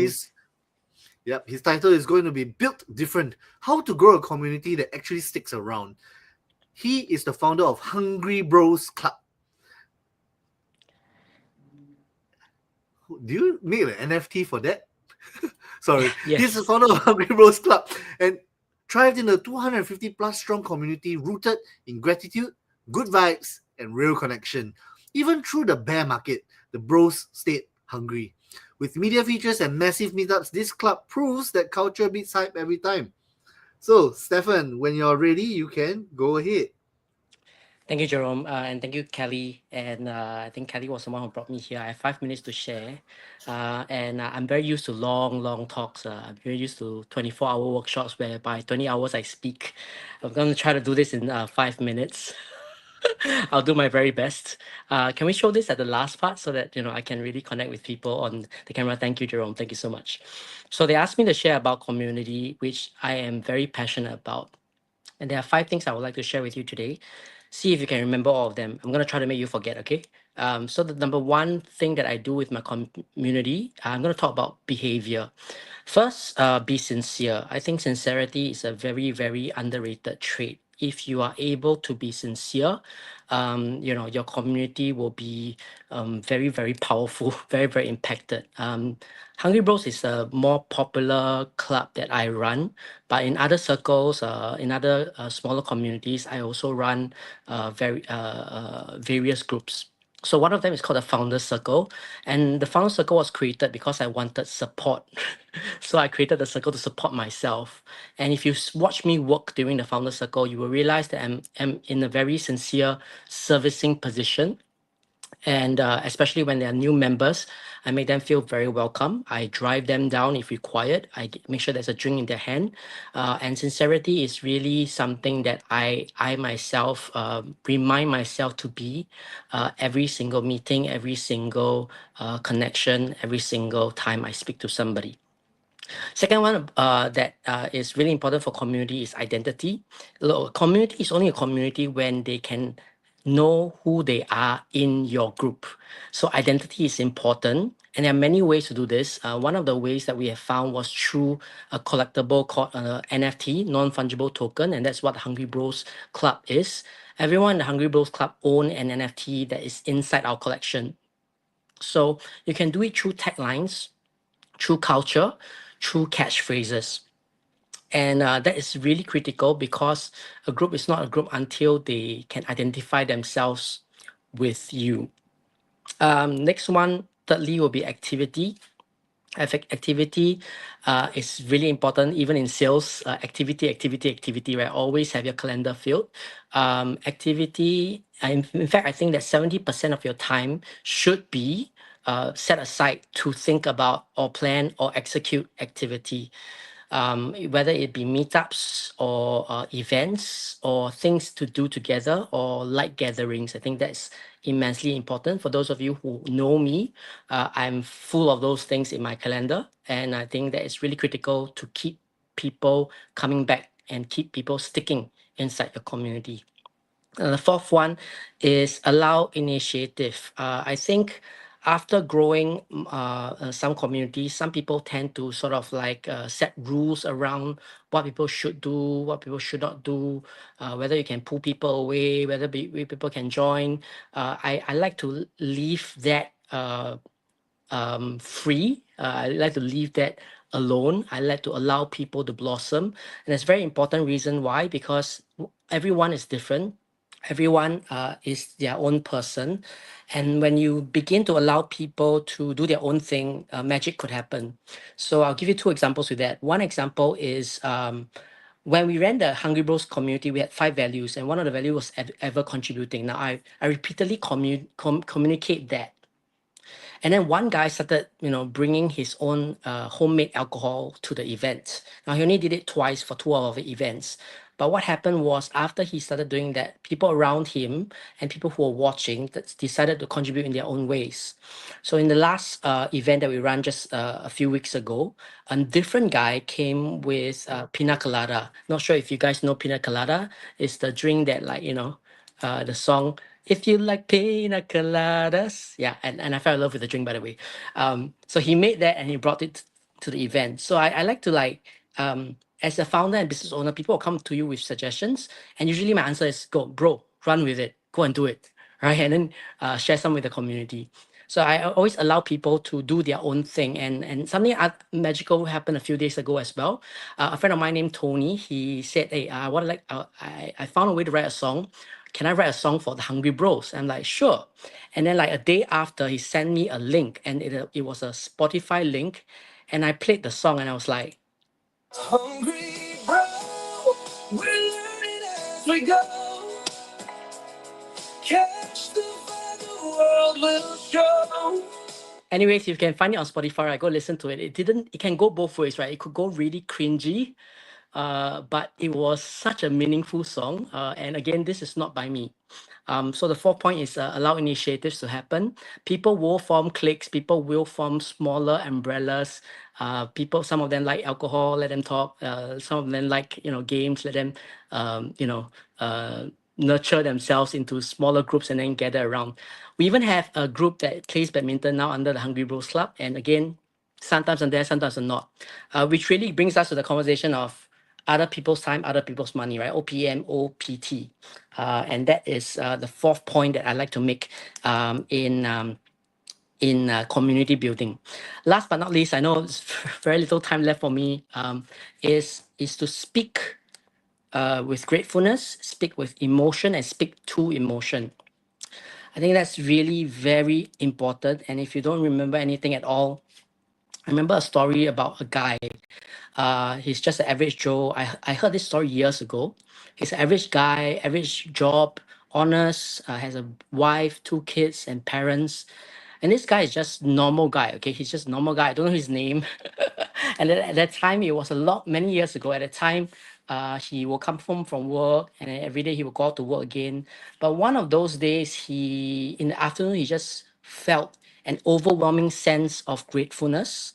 He was just really grateful all of a sudden. And what he decided to do was to go into a store and buy a camcorder. Now, for those of you who don't know what a camcorder is, you're really young, which is good. But he bought a camcorder to record a video. He went to his basement and he put out his camcorder and he recorded himself. He started talking to the camcorder and he started with talking to the wife. Darling, thank you for being my wife.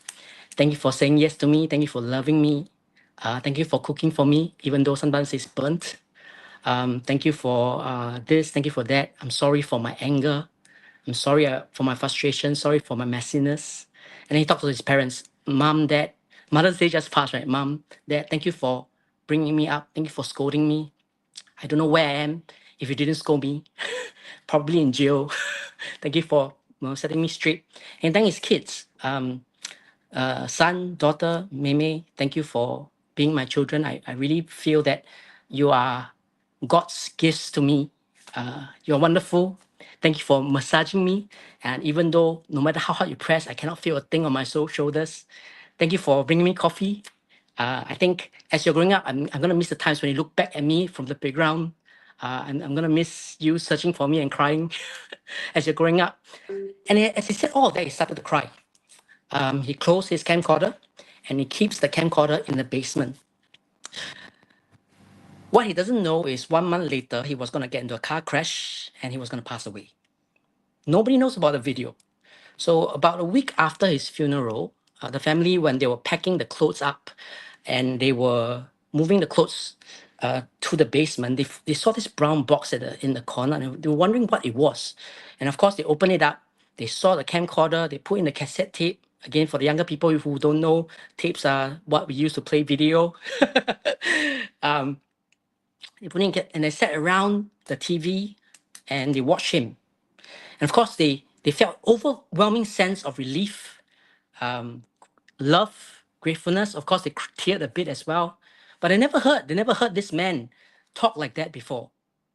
So my last point is speak with emotion and speak to emotion and with gratefulness, because that's just amazingly wonderful. And if I've done that correctly, you should have forgotten the first 4 things that I shared with you. So that's a very nice story. Go ahead and share with your friends. That's my sharing. I would like to do, I was going to give you guys a benefit. If you'd like to get a free NFT, I'm going to gift an NFT to you. If you go to my Linktree, which we will show in a while on the screen, there's a QR code. If you scan the QR code, go to my Instagram. I made a post about this talk. If that post, you just comment what you learned.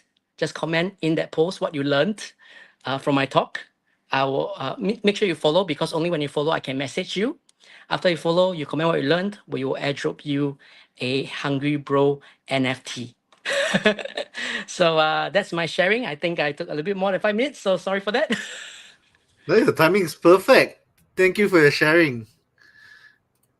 Oh my God, I Okay. just wanted to chip in that I still have not gotten my NFT. Like, I have been waiting for months. Yeah, you did. Yeah. Hello, okay, bro. go follow. Go comment. I think we had a group, a WhatsApp group. We had a group. I picked my NFT. Where's my NFT? Okay, let me make sure you get it tonight. Right. Thanks for that, and thanks for everybody. Please scan the QR code, connect with Stefan, and get your NFT today. Next up, we have Faustina. She will be sharing with us From Paralysis to Purpose, a journey of healing to hope. Faustina, once a police officer and banking executive, faced sudden paralysis from Guillain-Barré syndrome. Now a culinary professional, she shares a journey of recovery, grit, and self-love. Her story is a powerful reminder that even in our darkest moments, resilience and purpose can lead us back to light.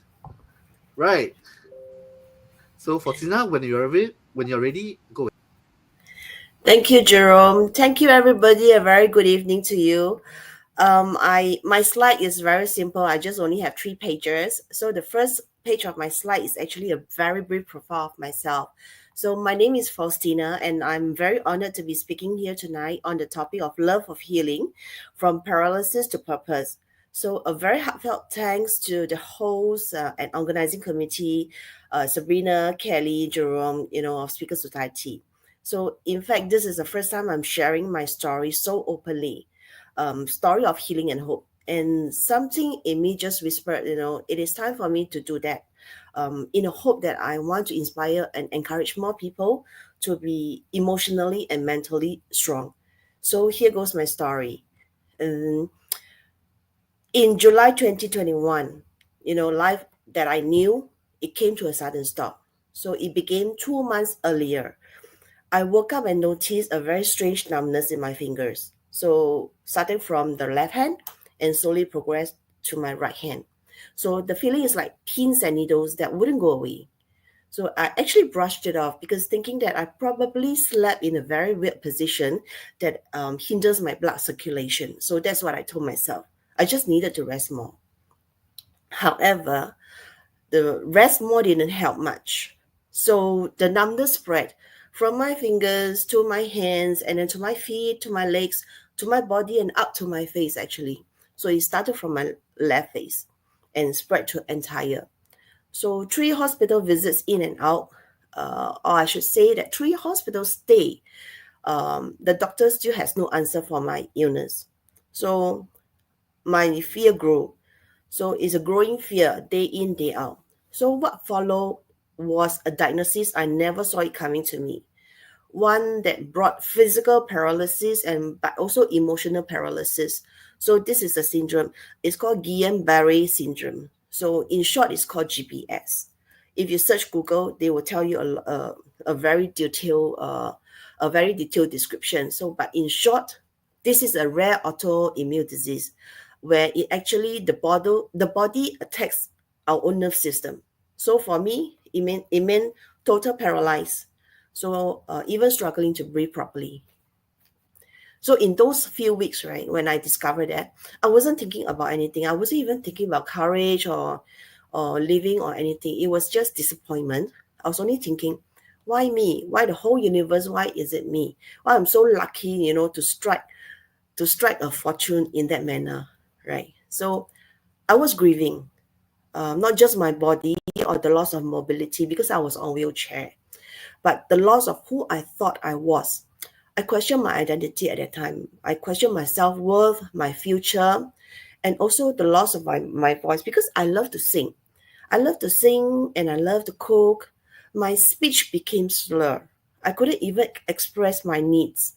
I felt invisible because I'm no longer seen as a person, just a body in bed, where doctors come in and out, interns come in and out, examine me. So who am I if I couldn't walk? I couldn't talk. And I couldn't serve my family, my work, because I was in the midst of a full-time culinary diploma course after I quit my banking job because I was from a banking background. I quit to attend this course to realize my passion. But then with this illness stricken, when I struck with this illness, right, so all my dreams, my passion just dashed and crashed.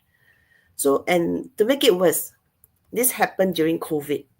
So no visitors, no hugs, no comfort, because I couldn't even have the strength to leave my phone to make a phone call. I could only vaguely left a voice messages which my friends or family members can hardly hear what I say. So until I was moved to the ICU, and then I finally saw my daughter. And at that point of time, it's only 1 week of kin allowed. So perhaps that's the hardest part. Wasn't about knowing because I thought that I'm going to die. So that wasn't the hardest part. The hardest part is I don't know if I will ever get better. That's the scariest moment because if I were to leave, how am I going to leave? Whether I will be bedridden, I will be vegetable, there's so many question marks going on from that point. Then the turning point came.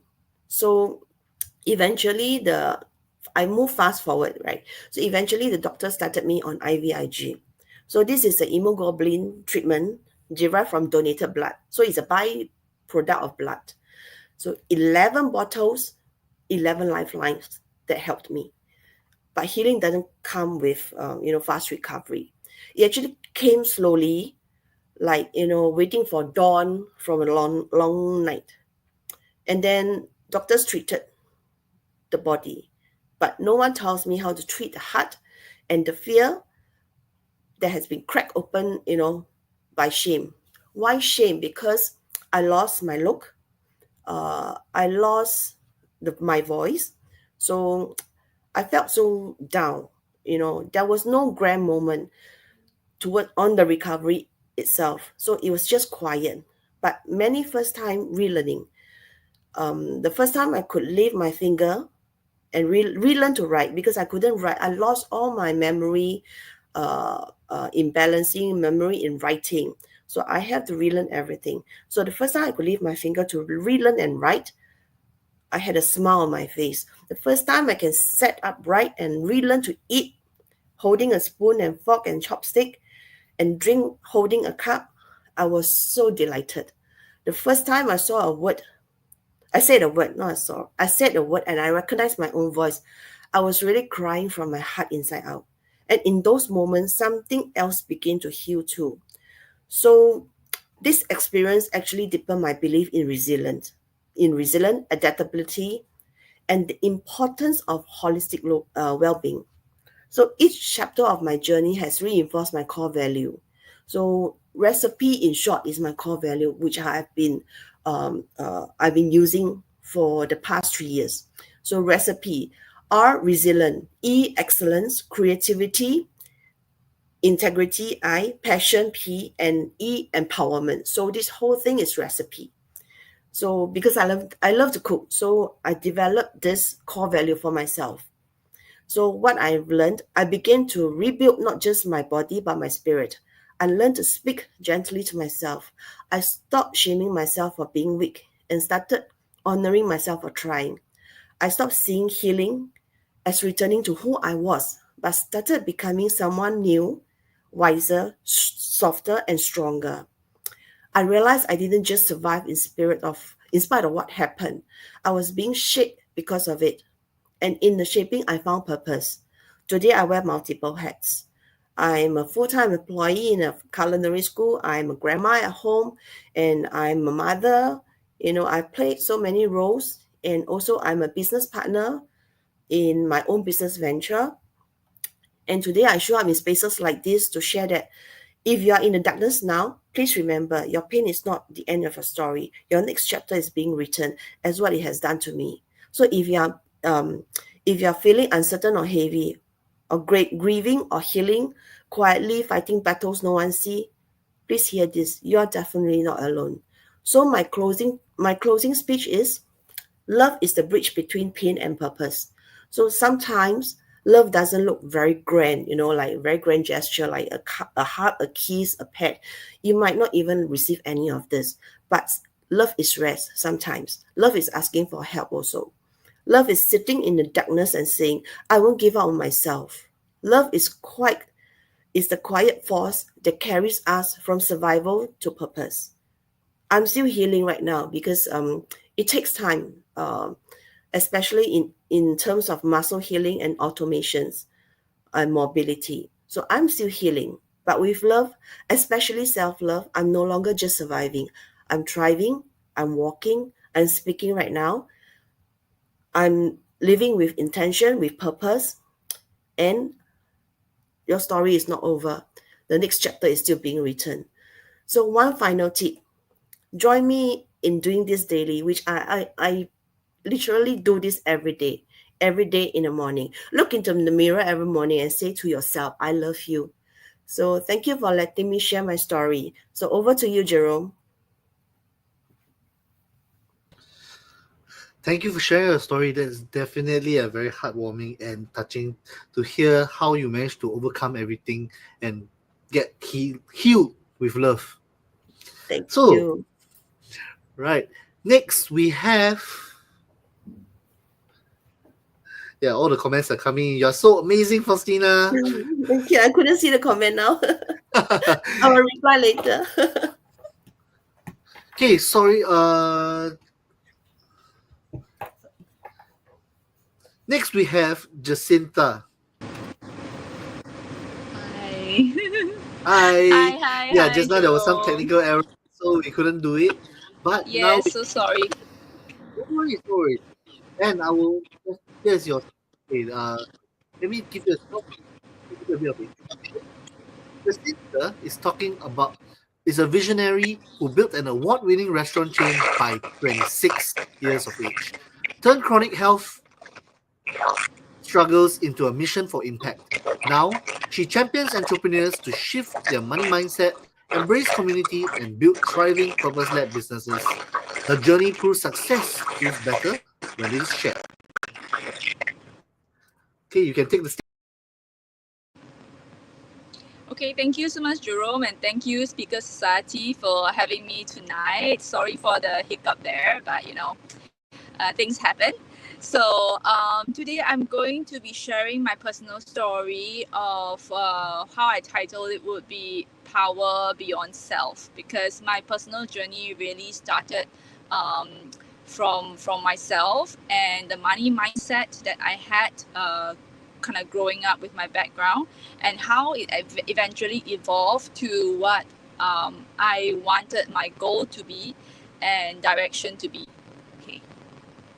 So the first one, basically overall, what I'm going to be sharing today would be the 3 transformational money mindsets that I actually went through from after school all the way to right now. So the first would be building myself as an asset, and then how I transform it to building business as an asset, and lastly, you looking at system as an asset instead. And with that comes the unexpected power of community. So, I started with a really humble family, and we were living in a house like that. Actually, it looks big, but it's a mansionette. So it's just a mansionette. It's just a perspective that, my house somehow looks bigger than everyone else. So I thought that we were having a very comfortable lifestyle. And when I was looking at my parents, they were hardworking, they were working long hours, and they have also always preached to us, study well, get a good grade, and then you can get a good job to really kickstart yourself in life. So that is my first kind of money mindset that was formed, which is that success is linked to how much your personal income is, how high your personal income is. And that was my direction for choosing what I would go into in as a degree, what I would choose as a career. After that, I had the opportunity. A career was great.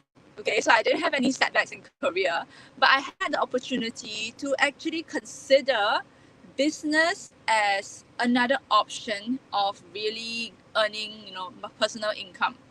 And I saw this through my boyfriend's parents, who were very, very successful in their own business. I saw that business can actually leapfrog someone from in a very short span of time, really increasing the amount that we can earn. So there's no glass ceiling. There's no based on experience, you need to work here for 5 years before you can get promoted, stuff like that.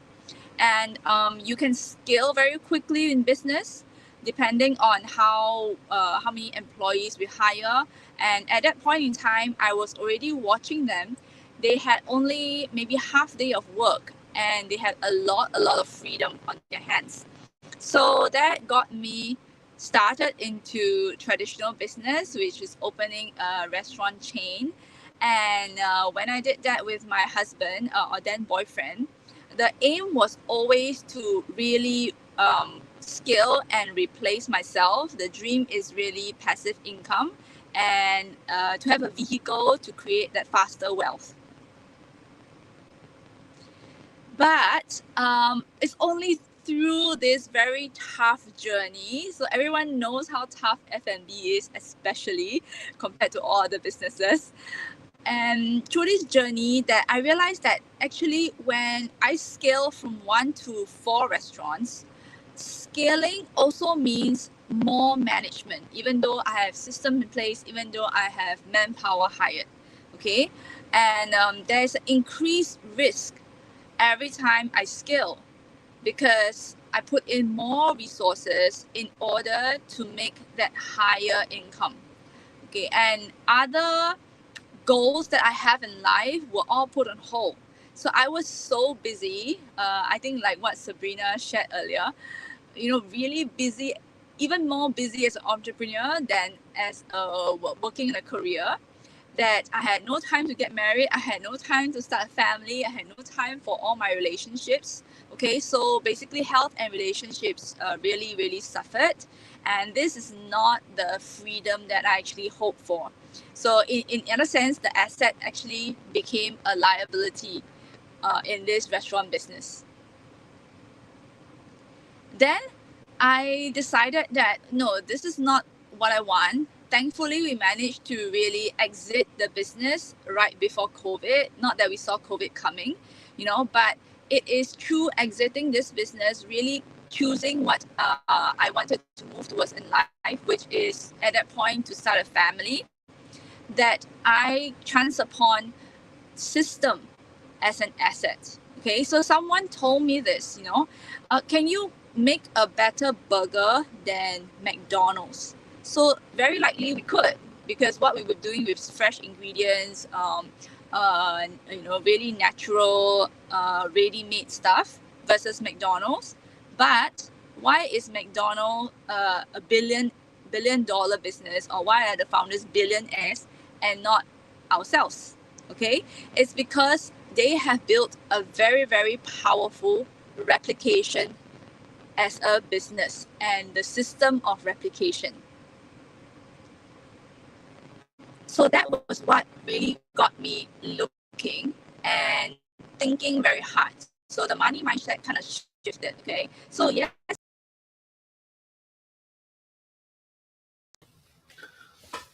Sorry for the connection breakdown. Just had to pop in. Maybe Yes. we will. So we shall chit chat for a bit. Is she coming back? So I try to present her slides for her. No, I'm Yeah, kidding. I can present the slides too, because I totally believe in replication. Because if you have a very good replication model, right, it's really kind of like rings repeat. Like even And here, I was also in the F&B business, and so I ended up facing the same wall. And I also closed before COVID. Just nice, very nice. Right. So anyway, not to waste her slides, she does talk about power of community. Do feel free to watch the replay later on, where she found her belonging, her balance, and eventually. dude, you're not doing justice for her slides. The power of Yeah, I know, community but is I'm so not her. important. Right. But this is the important slide. So we're going here. No. Okay, yes. Please this is feel also free to connect with Jacinta. That's what I'm saying. Right? Very powerful speaker. Unfortunately, today she's probably, I think she's traveling somewhere. So therefore her communication is a little bit buggy. So bear with us and please connect with her when you can. Okay, I am going to move on to our next speaker, which is Amanda. Hello. Right. She is talking about purpose with heart, building a life and business that loves back. Amanda is a co-founder of RT Learning, leads with passion and purpose, integrating language and the arts through a signature HEART method, H-E-R-A-T. Her creative curriculum has impacted thousands of children across Singapore, nurturing confident, expressive, and emotionally resilient learners ready to thrive in both school and life. So, Hello, everyone. Thank you for having me here at Voices of Impact, Voices That Heals. So when I was invited to speak on the theme of love and purpose, I knew this was more than just a topic for me. It's the story that I have been living for the past 10 years.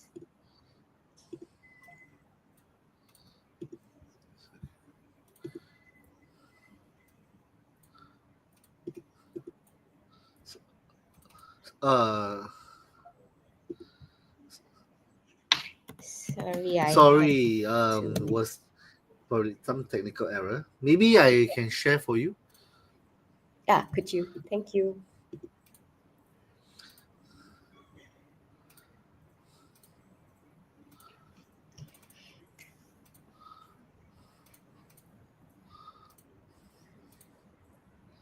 Sorry, give me a moment. Yeah, so I'll just talk non-stop then. Right. So when we lead with love, work becomes the first page. The work becomes more than just a career.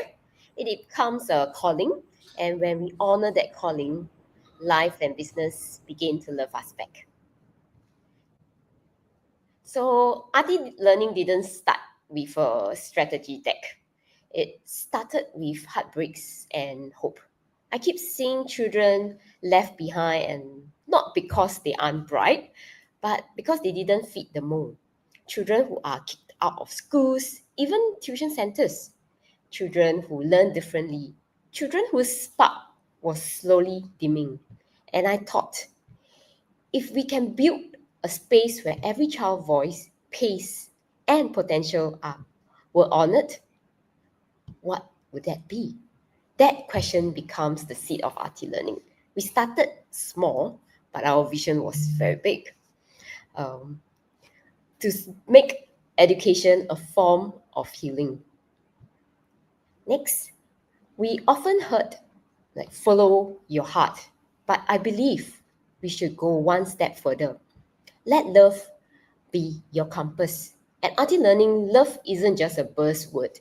It guides everything that we do. We offer unconditional support for each child so that every child feels safe and seen.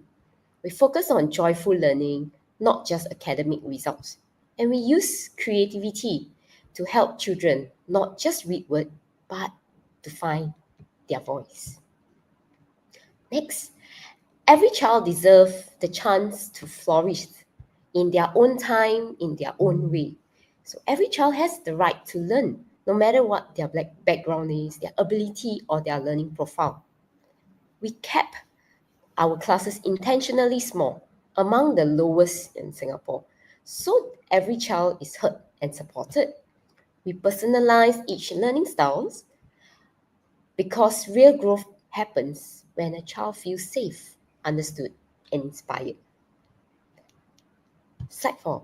Our signature approach is called the HEART methodology, combining literacy with creativity and holistic learning.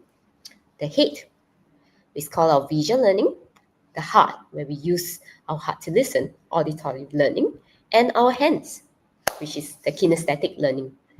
So it's a joyful, effective, and child-centric way of learning. So through this, we have seen over thousands of children go from reluctant learners to confident readers and expressive thinkers. Next. Over the last decade, we have hit some exciting milestones. We have helped over 1,500 children transit well into primary level, and we have 130 5-star reviews. Yeah, click. Okay, and 10 years of standing firm in our belief that love belongs in learning. But the real success lies in these quiet moments when a child once said, "I can't read." Now read with pride. Or a parent that actually tells us, "My child actually loves Chinese now." So that's when I realized that we are building something that truly matters. Our growth was never just about numbers. It's always been about impact. We want every child, regardless of their background of learning style, to feel seen, supported, and confident in their literacy development. Today, we are expanding across Singapore, one neighborhood, one child, and one story at a time. And as we grow, we stay rooted to what matters: purpose, children, and love in learning. Next, we now serve families in Bukit Batok, Upper Thomson, and Hougang. And one more time, click. And every new Arty Learning Centre is a love letter to its community. It says, every child matters, and learning can feel like home. As more families seek meaningful, creative, and heart-led education, we know we can't do this alone. So we are inviting like-minded partners to join us. People who want to bring purpose-driven, healing education into their communities. And if that speaks to you, we love to explore this journey together. Thanks.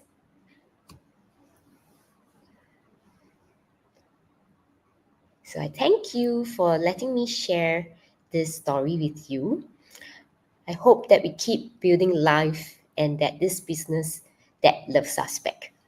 So you can connect with me through these social medias. And if this message resonates with you, I'd love to stay in touch. I'm Amanda from Arty Learning. Thank you very much. Thanks for sharing, and I'm sure many children have benefited from your system. So please connect with Amanda, and especially if you need any of these services, there's the QR code here and all the socials. That is correct. Right. Okay, I'm just going to switch screens.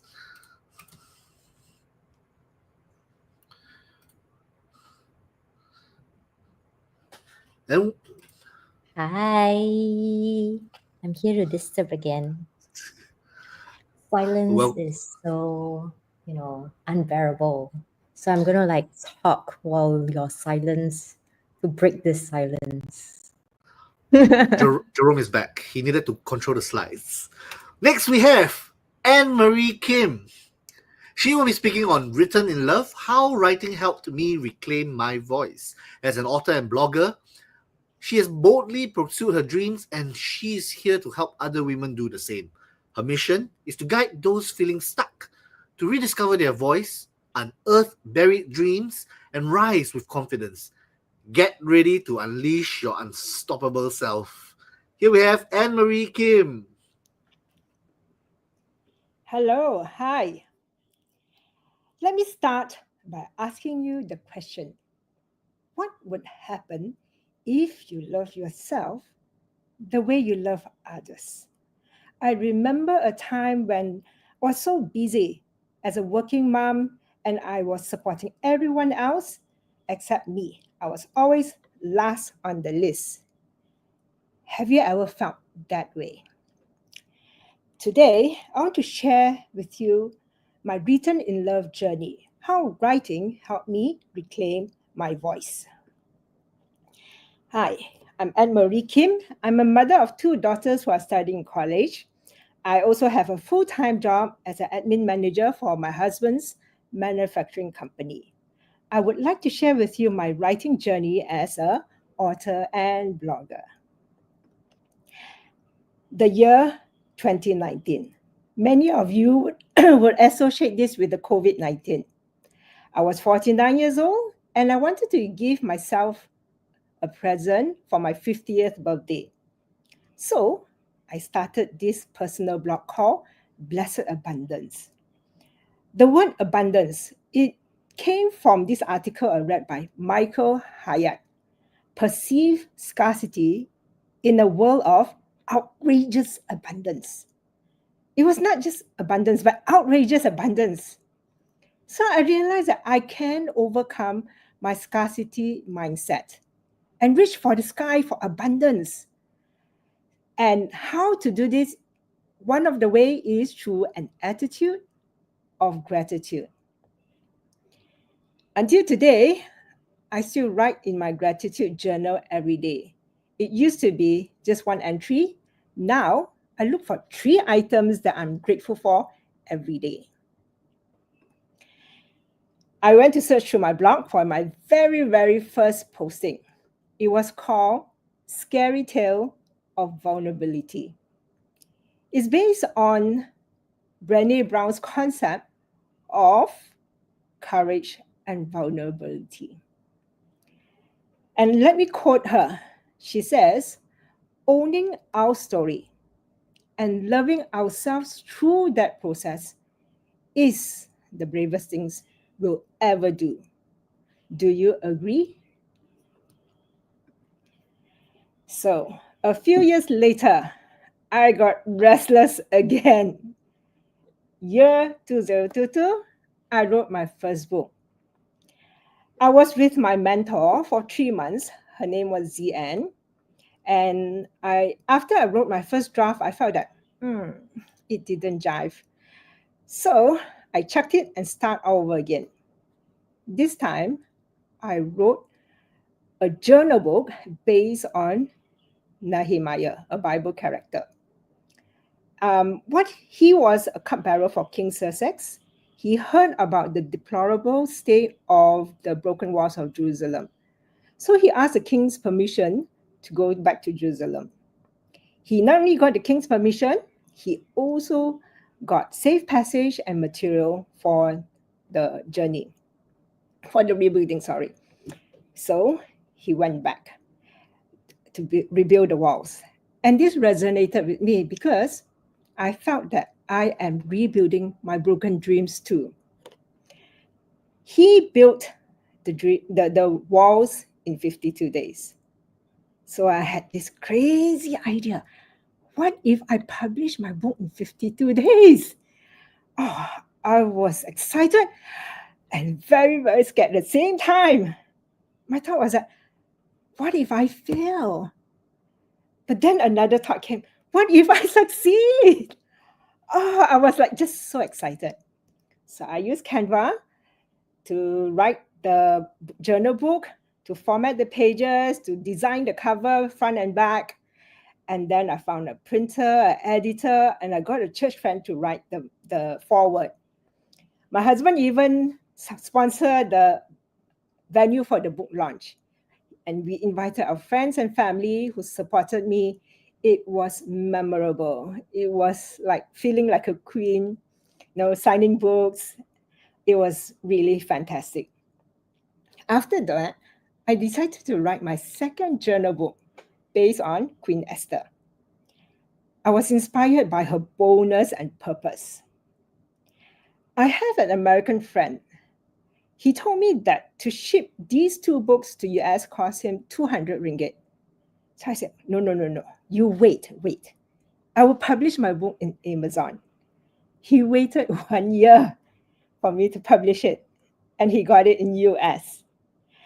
And then another friend said, hey, Anne, you are now an international author. I said, yeah, I am. After that, throughout my writing my books, I had this imposter syndrome. I was thinking that journal books are actually categorized as low content books. So I only write the journal prompts. So, I was thinking, okay, last year I decided to write a real book, real book. So this is my 3rd book. It's called Hope, Living in, H for humility, O for obedience, P for power, E for endurance. So this is my real book. After that, I had another dream. Last year also, I decided that I want to be a speaker, from written words to spoken words.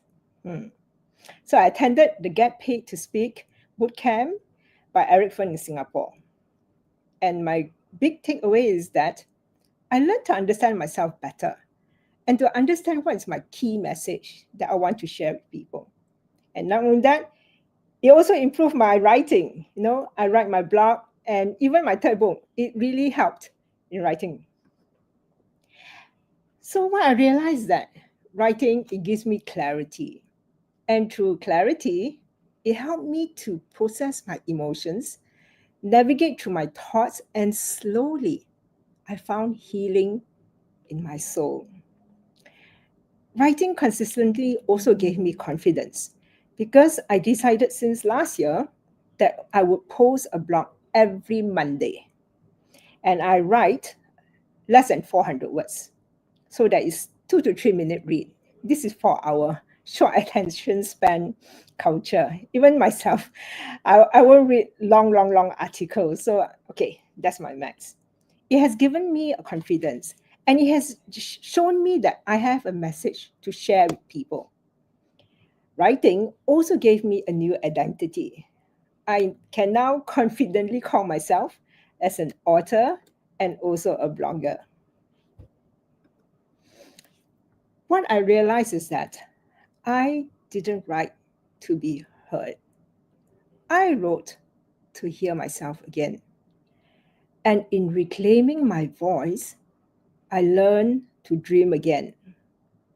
I experienced the power of dreams, from being stuck to become unstoppable.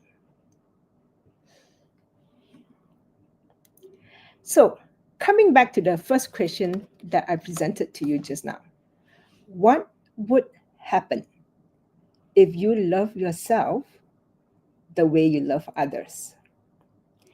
I want to tell you that your voice matters, your story can heal. All you need to do is start where you are and speak from who you are. I want you to look in the mirror and tell yourself, you are enough. Don't ever forget that. Don't let anyone tell you otherwise. I want you to show up, stand up, and speak up. Make your voice heard. Your voice is important. And your story is so inspiring. I've heard so many inspiring stories tonight. I'm just filled with a lot of love and warmth and community support.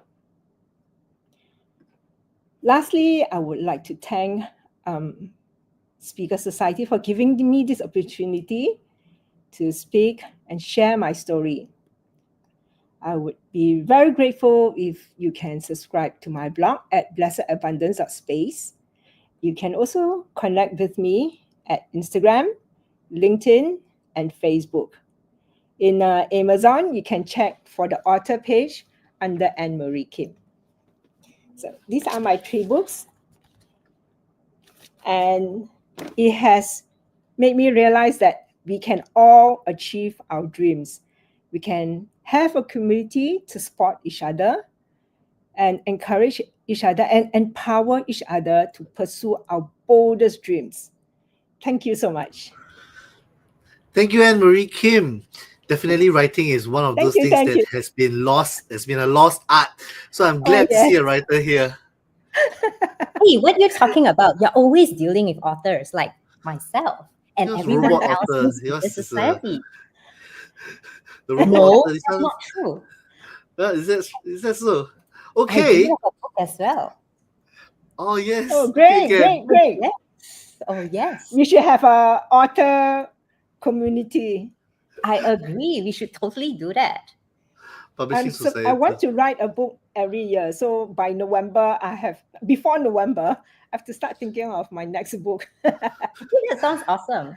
I mean, Yeah, I totally resonate with your entire journey from, blogging to writing to becoming a speaker. I mean, it's quite similar to a lot of the people at Speaker Society where, we all believe in amplifying our voices, that we have a story to share.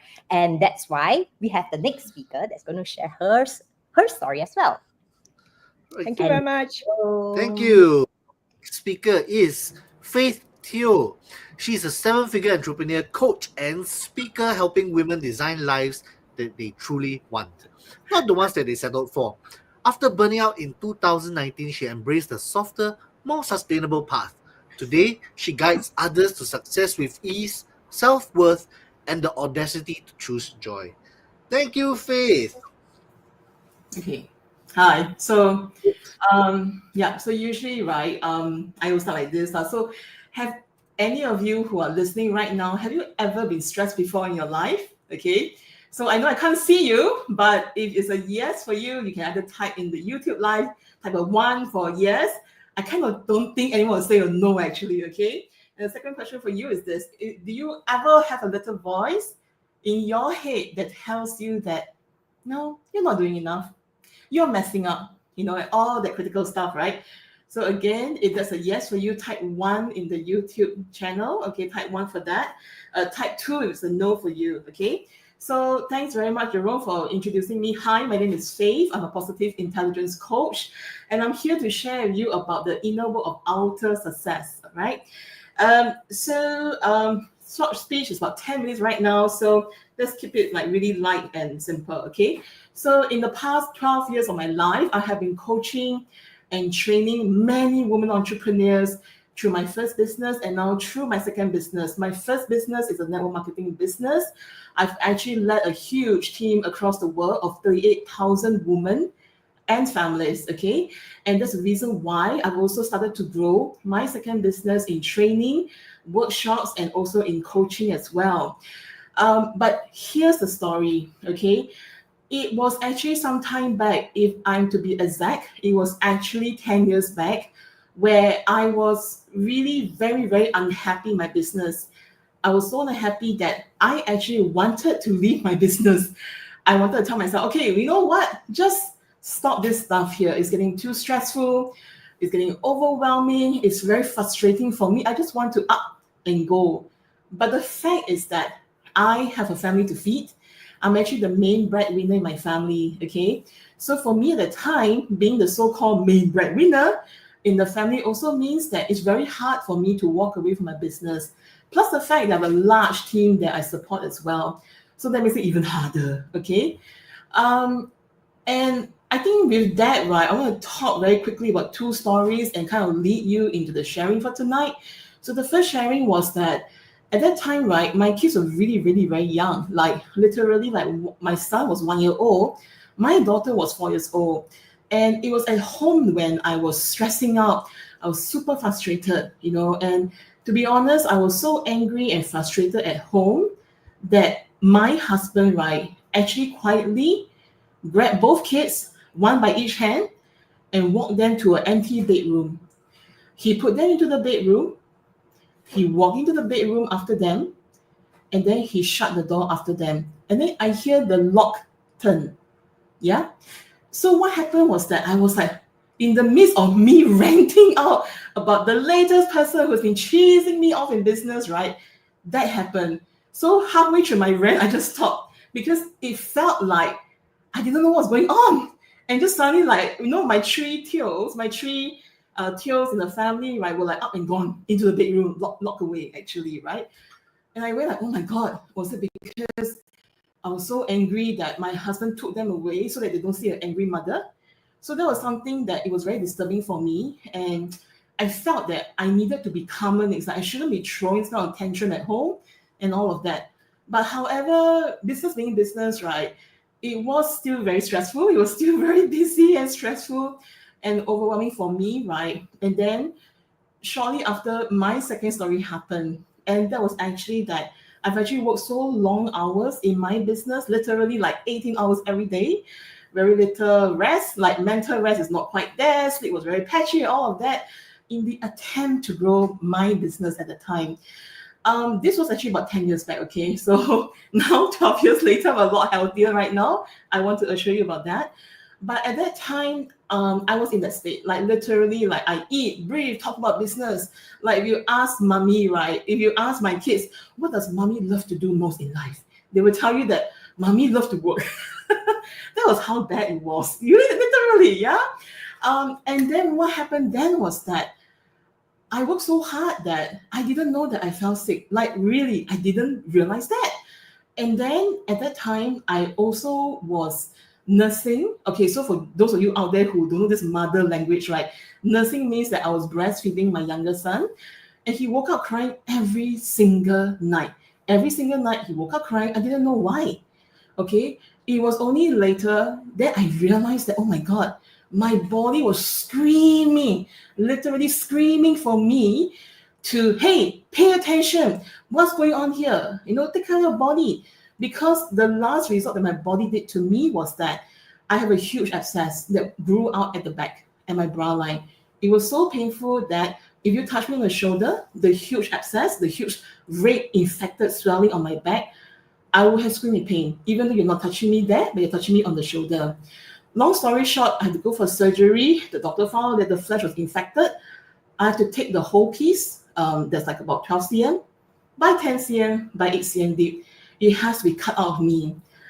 What I learned from the story was that, yeah, I cried through it. I broke down through it. I've realized that through my obsession to being that person, right, I realized that, oh my God, I actually impacted my own health. And what's worse, I've actually impacted my son's immune system because at that age, he was dependent on me for feeding him. Like he was only dependent on breast milk, actually. That was where I realized that this got to stop. And then I went into this whole work called positive intelligence. And I've realized that I have this little voice in my head that is driving me into different ways. So there were things like, okay, Faith, you know, for you to be loved, for you to be worthy of being loved, you have to work hard. You have to be successful. That was what my little voice was telling me. So this is what we call a saboteur, an inner saboteur, okay? And in the world of positive intelligence, there are 10 different saboteurs actually. And I want to talk to you about this is because I know that I have a saboteur that's called a hyperachiever that's telling me that, you know what, if you work hard, if you have the success, if you give the money to your family members, if you give and give to your loved ones, you are worthy of being loved, okay? maybe for you, you might not have a hyperachiever that is, working in your brain. Maybe you have an avoider, and the avoider could be like, say, this one was very hard. I don't want to talk to that person about this conflict that we have. I think I want to avoid it. I want to do something else and don't think about it. I think this problem will just go away. Okay. So for some of us here, we could have an avoider. For some of us here, you could have a pleaser, where if, let's say, a situation gets tense, right, and the first reaction that you do is that you clamp up, you say something to placate the other person, to tell the person that it's okay, everything is good, don't worry about that. Yeah. So, or maybe for some of you, right, you could be a controller. So a controller is a person that if you are in the meeting, you are the one that wants to control everyone to follow the pace in the room, follow you, okay? It's either your way or the highway. So just to kind of like, me speak a bit more before flashing the QR code, because I would love for you to take this free assessment for yourself. If you're curious to find out which of the saboteurs has been running your life. And fun fact is that we have all these saboteurs since we are age 5. So it's a good thing to know, like, if you're wondering, okay, how come I'm so stressed? What's driving that frustration? Or why am I avoiding things? Or so on and so forth in your life, okay? So I think I can see that on the chart right now. Yeah. So Jerome has made flash a QR code. That's a QR code you can take to know what are your inner saboteurs. You can always just drop me a message on social media, on email, if you want to follow up further about, okay, what does this mean about my life and how can I reduce the chance of saboteurs, okay? So I just want to say thank you very much for your time here. And thank you, Speaker Society, for having me here as well. Thank you. Thank you very much, Faith, from inner saboteur to positive intelligence. I think we've learned a lot today. Yeah. This is actually very interesting for me because, right, I realized that I'm a remote. What do you mean by that? She's a controller. She's a remote controller. Remote. I'm a remote. Okay, not only controlling skills, got Bluetooth, got Wi-Fi, got everything also inside. I think Wi-Fi is not bad. It's quite fast. Okay, I am going to present our next speaker. Thank you very much, Faith, for being here. Our next speaker is Benjamin. Ben, mic on, please. Yes. Hi, everybody. Okay. Ben's a creative storyteller that conveys impact through compelling stories. He will teach us how to turn your complaints into cash flow. I'm looking forward to that. Okay, I'm going to share my screen.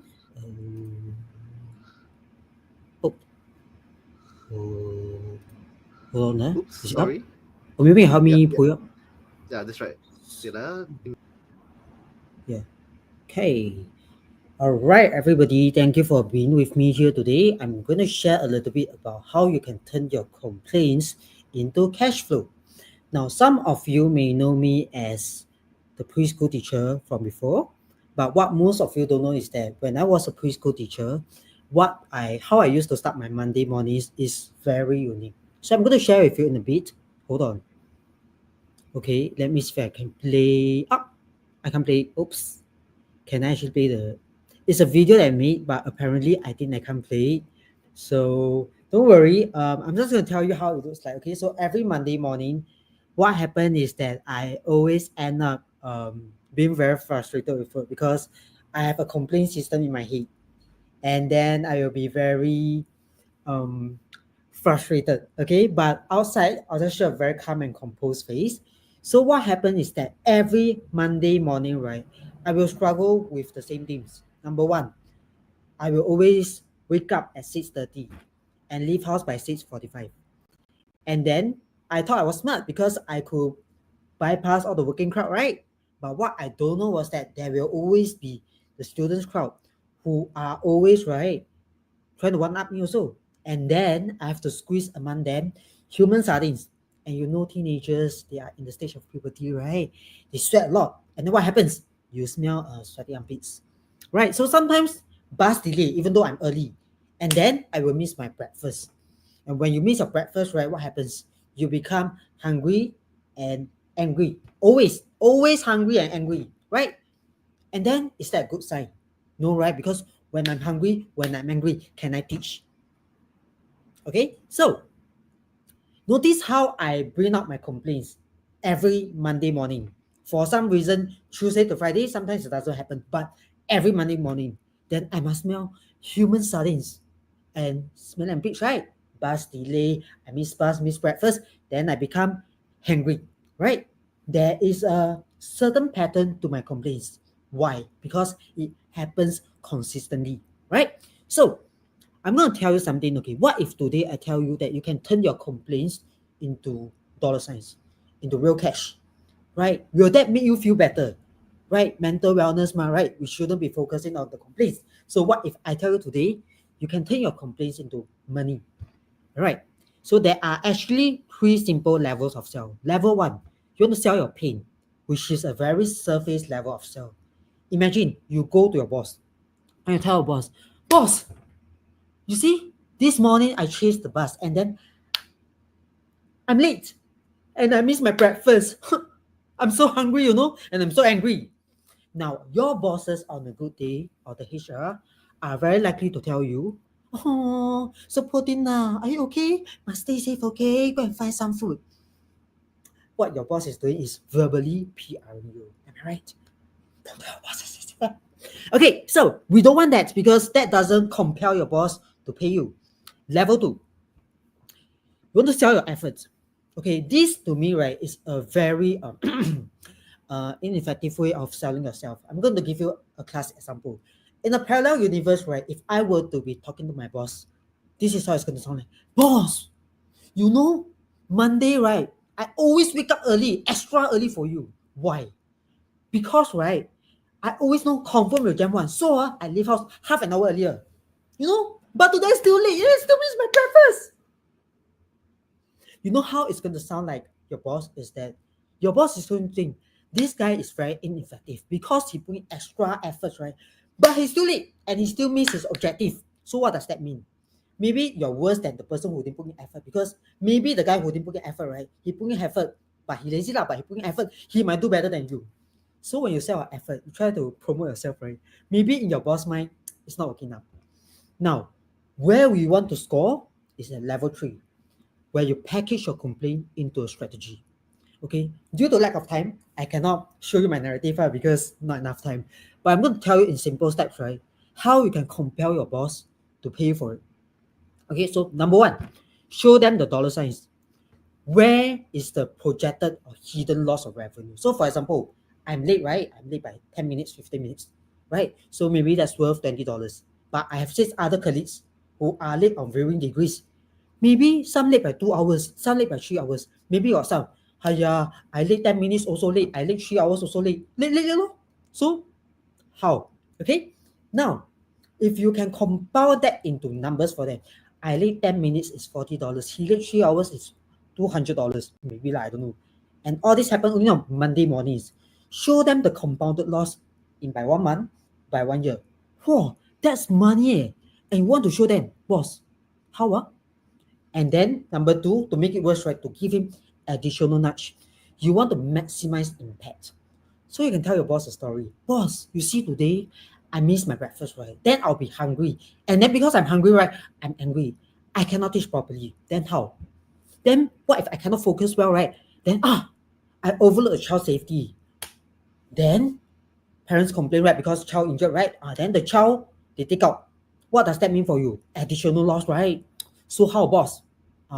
So when you show them the potential loss, right, they realize, wow, jialat, yeah?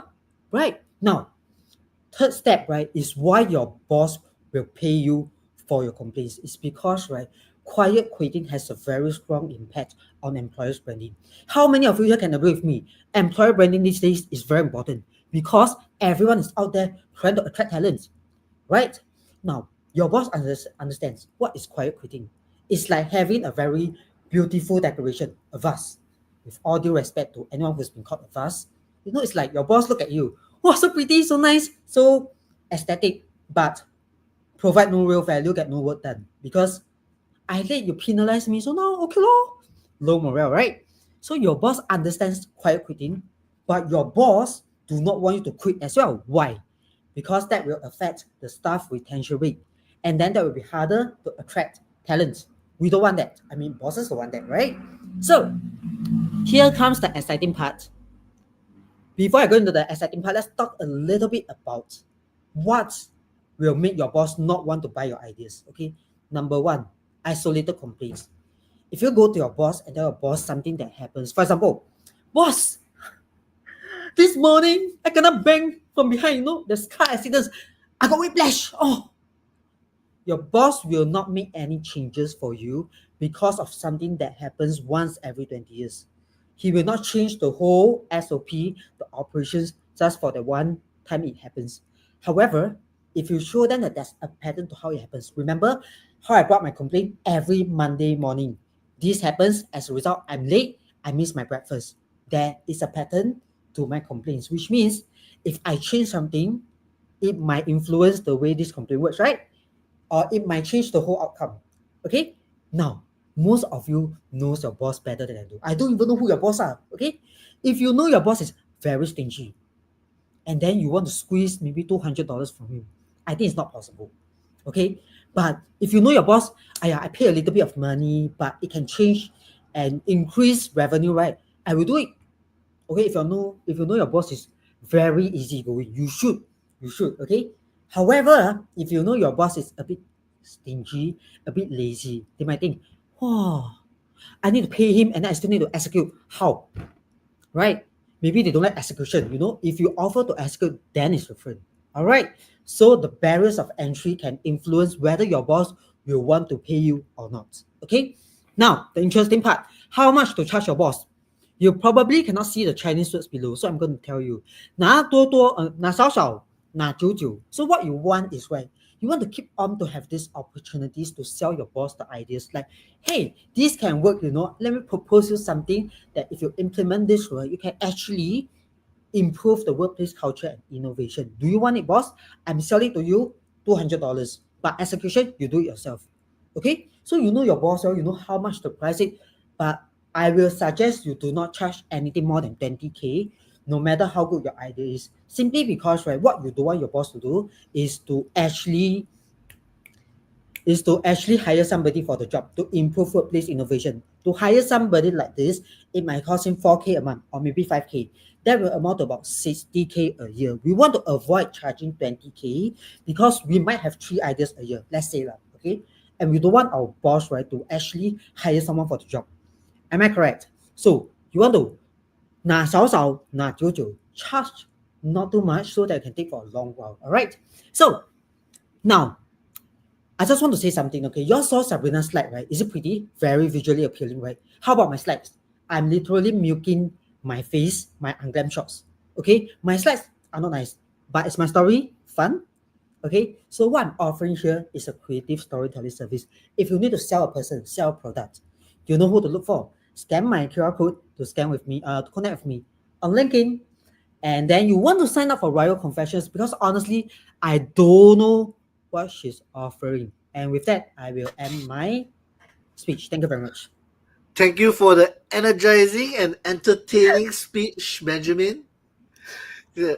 Now I can I tell feel that as if he is cheap shotting me in like many elements, even all the way to the end at Royal Confessions part. But then I can't be very sure because he didn't name anyone. But I'm pretty sure a lot of the techniques have been used. I feel like Ben can efficiently. sell ice to the Eskimos. That's what I was saying. What kind of techniques are you talking about? Oh, these storytelling techniques Ah, happening all over the place. All right. Thank you. Anyway, we are going to present our next speaker now. She is Deepika Pradeep. She's going to talk about healing through self-love. She's a business owner and management consultant helping SMEs secure and deliver projects through end-to-end strategic processes. Beyond business, she's a fierce advocate for women's empowerment, work-life harmony for mothers, and animal welfare. Her work bridges performance and purpose, proving that success and compassion can grow side by side. Take it away, Deepika. Hello, thank you, Jerome. Hello, everyone. How are we doing today? Thank you, Speaker Society, and all of you lovely people for having me this evening. My topic today will be healing through self-love. Sounds very philosophical, right? But healing is no fancy word. It means something very different in the medical world, and it means something else in the business world. But overall, it only means that we will be growing into something that is very different from what we were. And I also believe that we are all work in progress. My name is Deepika, and this is my story of self discovery and healing through self love. So I'm just going to be re-encountering some incidents, some events from my life. Here we go. The first thing that happened to me when I was healing through self-love is I realized that we have to step out of our comfort zone. I was a very shy person who would be very uncomfortable to share thoughts. And my inner circle was very small, tight one with just a few trusted members who I love, and I definitely want to carry them with me throughout my life. It was much later that I realized that I've been shielding myself from vulnerability, from attention, and from putting myself out there. And this was actually creating a ceiling for me. Once I opened up, I found that there was no ceiling, and there were so many people who are walking in my shoes and who would lend me a shoulder if I had asked them. So I actually discovered love once I opened up. The other thing is also to be unafraid to try new things. It took me so long to try roller coasters, and I used to also started walking into networking events that I knew no one of. But I used to walk out of there with a whole bunch of business cards and phone numbers of people who wanted to catch up with me later. So it was much later that I discovered that once you are unafraid to try new things and open your heart to new people, to new relationships, to new circumstances, you open yourself into a different you. So once Speaker Society asked me to speak, of course I did get the nerves, but I decided I will try new things, and this will definitely allow yourself to tune into the frequency of abundance and be ready to receive all nice things from the universe. Yeah, the next thing is definitely be assertive and guard your boundaries. See, being nice is very different from being kind to people. Being nice is something that leaks energy. So once I was trying to be very nice to people, I was having difficulties saying no. So I do remember there was this project manager who once remarked that I've always seen next to my co-workers' desk helping them complete their task. But when it came to my own task, my own deadlines, I was actually in a frenzy trying to complete it. So that was me a few years back when I was struggling to say no or stand up and create some boundaries. Boundaries do not mean walls where you shut people off. It is just putting up a ring around you to protect yourself and protect your energy, and set some rules wherein there can be some timelines, there can be some things that you like and do not like, which people will find initially hard to follow, but definitely it helps yourself. So this is something that once you guard your boundaries, people will start treating you the way you let them treat you. So this is very important. Finding your purpose. We are all at this stage in life, right, where we are thinking, what is my purpose in life? What am I here for in this world? Do we ever go to a friend and ask, hey, do I have two lungs? Do I have a small intestine? We never doubt that, right? Your friend's going to be like, yeah, it's inside. Why do you doubt it? So at the same way, we all are born with intuition. So it is very important for us to tune into that and figure out what our purpose is. And there is definitely a way we can tune into that and figure out what our purpose is. And this is something that I learned, that your purpose changes at different stages in your life. And your purpose is definitely something that drives you. And if at all there is this point in life that where you do not find your purpose, definitely your purpose will find you. And this happens when you open your heart. I would like to re-encounter this incident that happened long back in my college in university.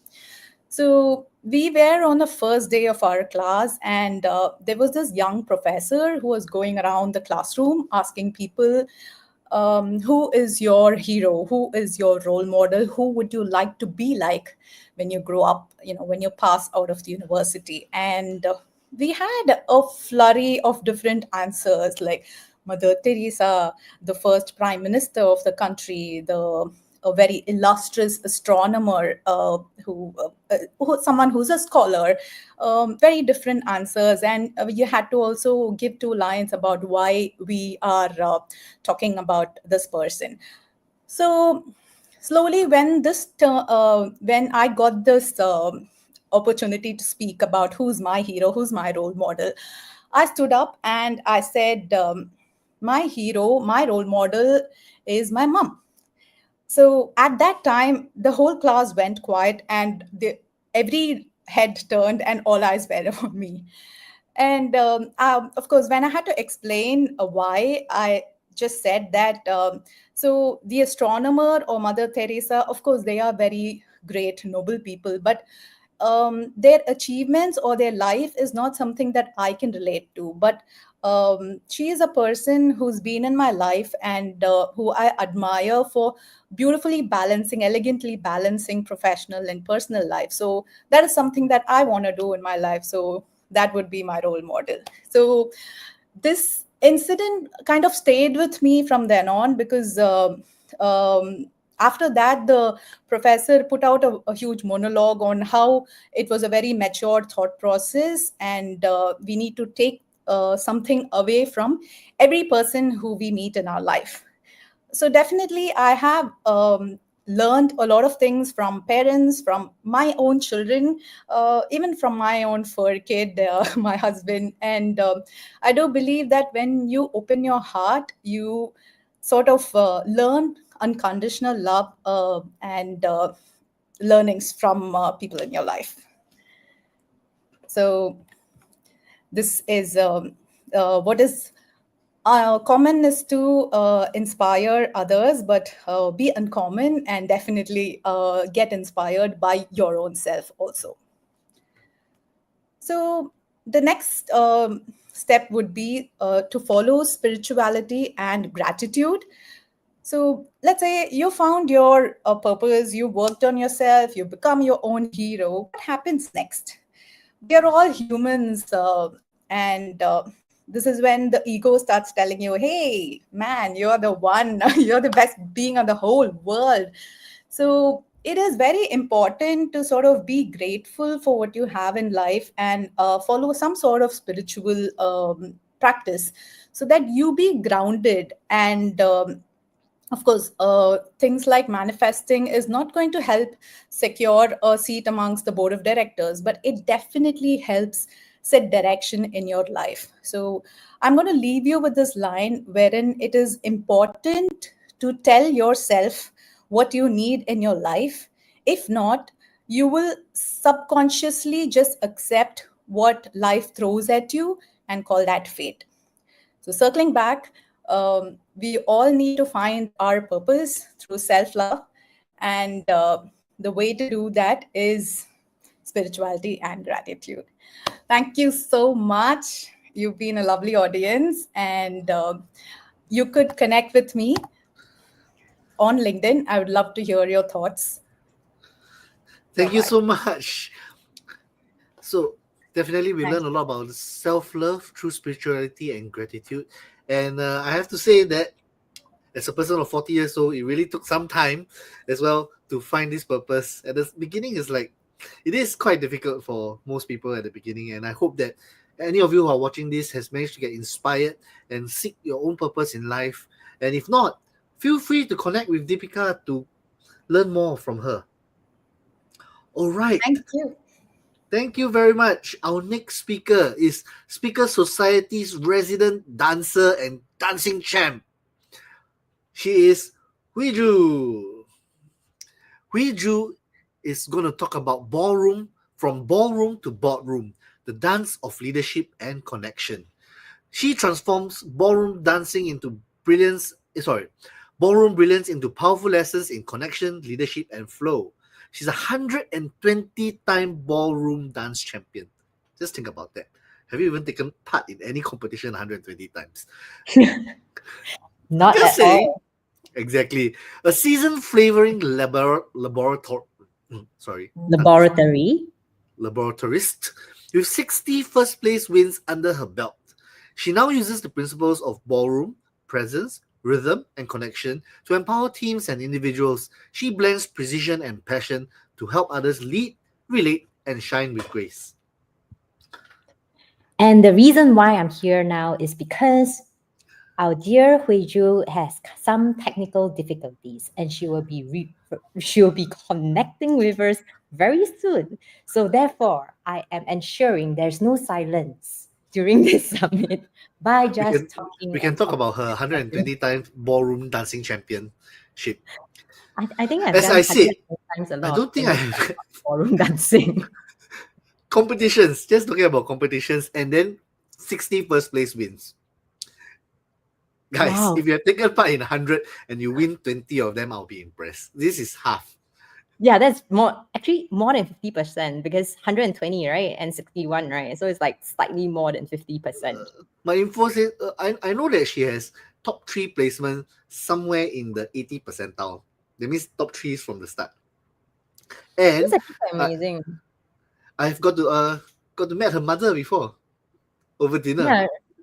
She was that's a lot, like a super resilient to be able to do like 120 championships, because it takes a lot of time to just practice for one championship. Yeah. Have you actually taken part in any competitions before? Me? Yeah. Despite my 苗条的身材, I was a track and field athlete and a competitive javelin thrower. I used to play, javelin throwing. I used to also competitively play basketball. Competitively, I've sung before. I used to be in the choir. But no, I mean, just finding the amount of competitions here, to me, is mind-blowing. How many years does this take? Do you think there are even like 10 in 1 year? You can't just take competition after competition. You have to wait for the next competition to come. No, I think it's possible because there will be smaller competitions and bigger competitions, right? Oh, she took 10 years. Oh, 10 yeah, years. the comments have come in. She took 10 years, but that's still a career of excellence. That means she takes Career 12 of competitions a year. Wait, 12 that's 12. competitions a year on average. Every So that's year you win one 6 a month. 6 titles a year. Yeah, that means half the time she's winning and half the time she's 放水. There's times where Huiju wins, and there's times where Huiju just decides Decides to let not other to. people have a chance. If not, nobody Yes. wants to take part in the competition anymore. Correct, exactly. Oh, Yes. is she still connecting? She is still connecting because device is not connected. So she's having a little bit of difficulties connecting. Therefore, we can actually continue this conversation about competitions. So I've actually joined numerous competitions as well. Not dancing. Oh wait, Huiju is back. Sorry. Hi, Huiju. I don't know what happened. I was all the way there. I think too excited. It My screen went off. Oh, I have echo. Yes, you need to mute one of it. Okay. So I off my notebook. So should I redo your Thank introduction? you for your introduction. Thank you The two for of us have bearing been the time. singing your praises for the past 5 minutes. But just to remind And that's everybody, all the time we have one now, more right? Okay, Huiju is the end. Let's go to the next speaker now. No, Yeah. Just to remind everybody one last time, Huiju is a 120-time ballroom dance champion and a seasoned flavoring laboratories with 60 first place wins under her belt. She now uses the principles of ballroom, presence, rhythm, and connection to empower teams and individuals. Huiju blends precision and passion to help others lead, relate, and shine with grace. Huiju, it's time for you to take the stage and share your story. Okay. Hi, good evening, everyone. Sorry for the hiccup. It's been bouncing here and there. Yeah, I would like to ask you something. Probably now it's almost supper time. Do y'all take or do y'all eat instant noodles? Do you? Or have you ever wondered how the flavor in your instant noodle is created? Well, that was in my world. How is it so? I spent 20 over years in a flavor and fragrance manufacturing company. So, yeah, correct. I don't taste food every day, whole day. But for me, my job, instead, I worked with multiple departments or laboratories, like the creative application, sample, quality control, production. And with all this team of people, we worked and put in effort to get one flavor to come alive. That's how you get your flavor in the instant noodle. Okay? Do enjoy it, our hard work. Well, because of all this, and along the way, as I was working, I realized that success at work is not just about technical skills or strategy. And what I came across relating to the people around me, the teams, I feel that success is all about relationships. Why is this so? I'm sure most of you, or like me, when I have to communicate with so many people in different departments, there are bound to have times when you say something or I say something and it gets miscommunicated or misinterpreted, right? Well, other than at work, I have a second life, which is dancing, as what Jerome has introduced me. So after work, I do ballroom dancing. And through ballroom dancing, I also learn how to communicate, learn to have trust with my partner, learn alignment with the people around me, coaching me, and with my partners. Well, I want to tell you a little story, a tiny one. I remember I had a partner. He was new. And when I met him and we worked together, we were stumbling and we even fell. So incredible. But over time, I'm so glad that we found the formula and we worked hard and we moved as one. And we want carry on to win many champions. Okay. So this is what it's like in the corporate life, correct? Do you think so? That one leads, one follows, and we try to move together as one in sync to make it successful, correct? So this inspired me to come up with these 5 steps, my DANCE dance framework.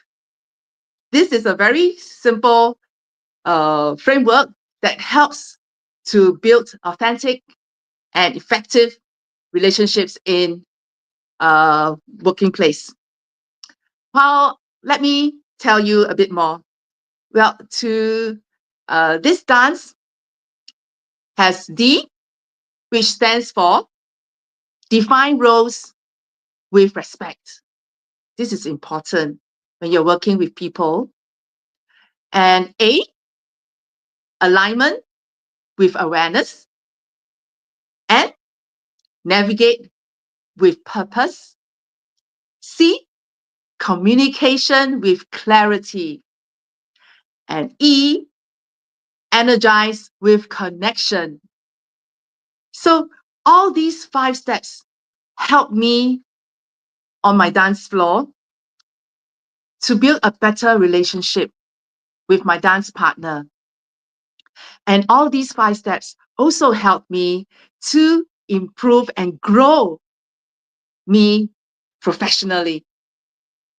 So would you like to know more about these 5 steps, which I believe they can help you to grow well and do well?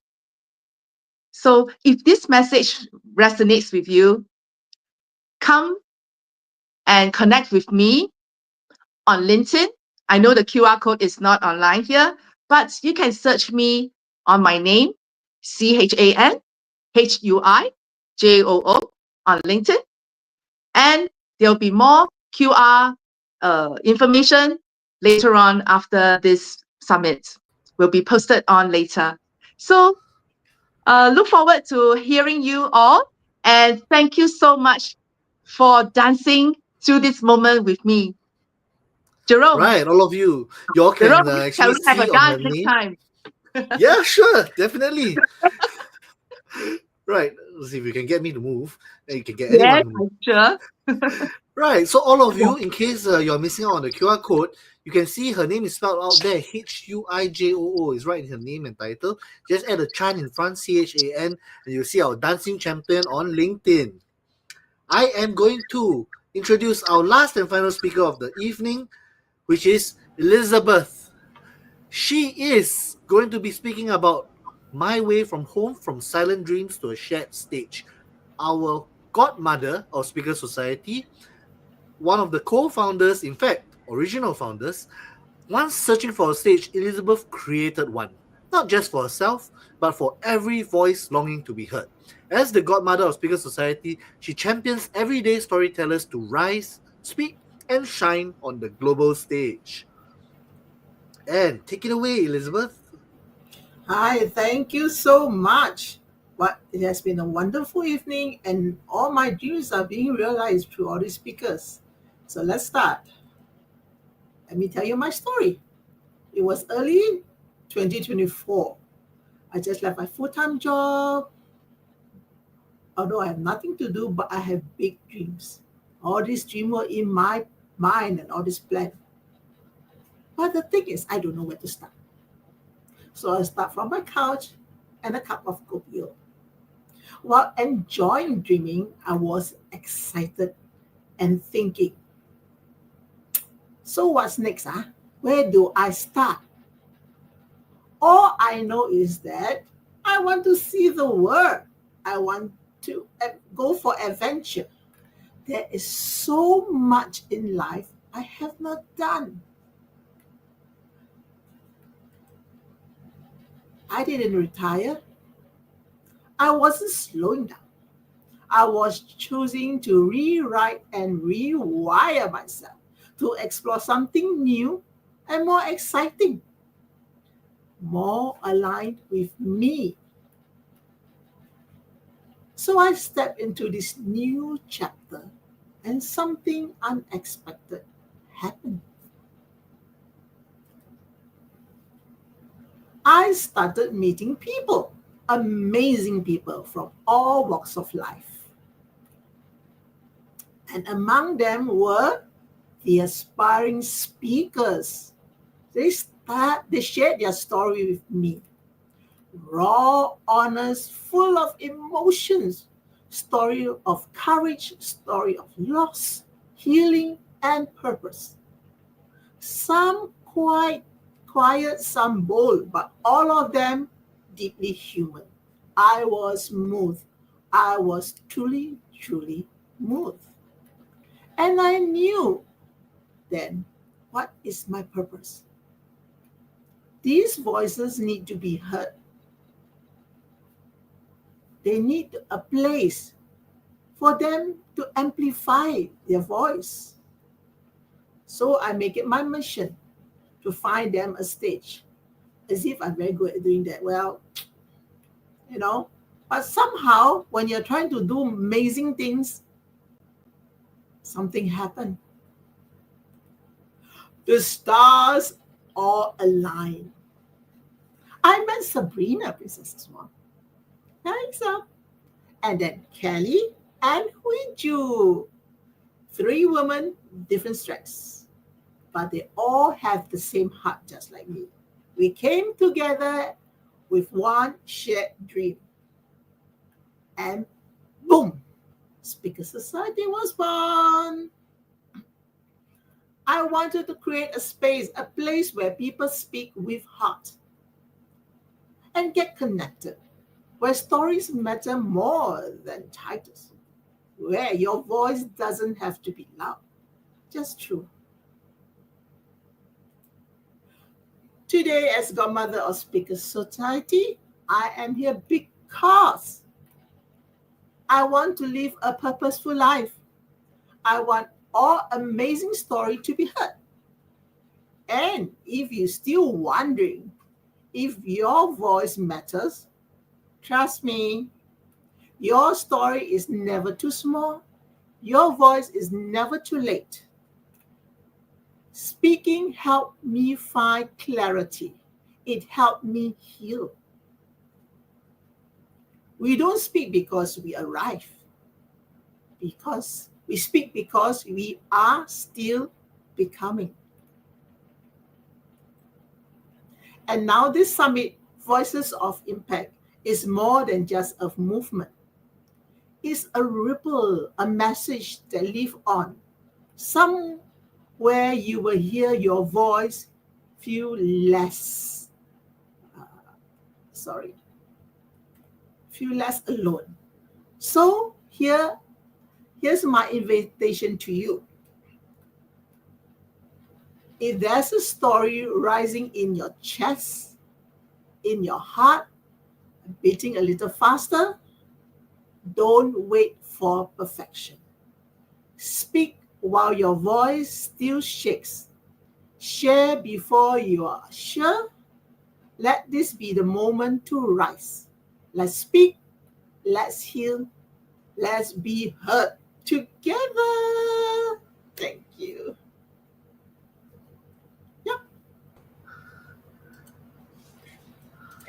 Wise words from the godmother, I have to say. And I love your jacket. It is so Speaker Society. Yeah, see, exactly. It's the exact color. It's our corporate colors. Same as the logo, same as everything. So pure representative. Yes. For It's all very the people who have stayed to this hour, thank you for staying and listening to the power of love in every chapter. I think we've heard everything from building communities, love for money, love for time, love for AI, and love for each other. And thank you for all this. I think we heard a lot of healing stories as well. And it's wonderful that Elizabeth is here to go and close for us and let us have this platform. I mean, all of us have built it together. Anything else, Sabrina, you want to close with? Yes. So thank you everyone for joining us in our second Voices of Impact Summit.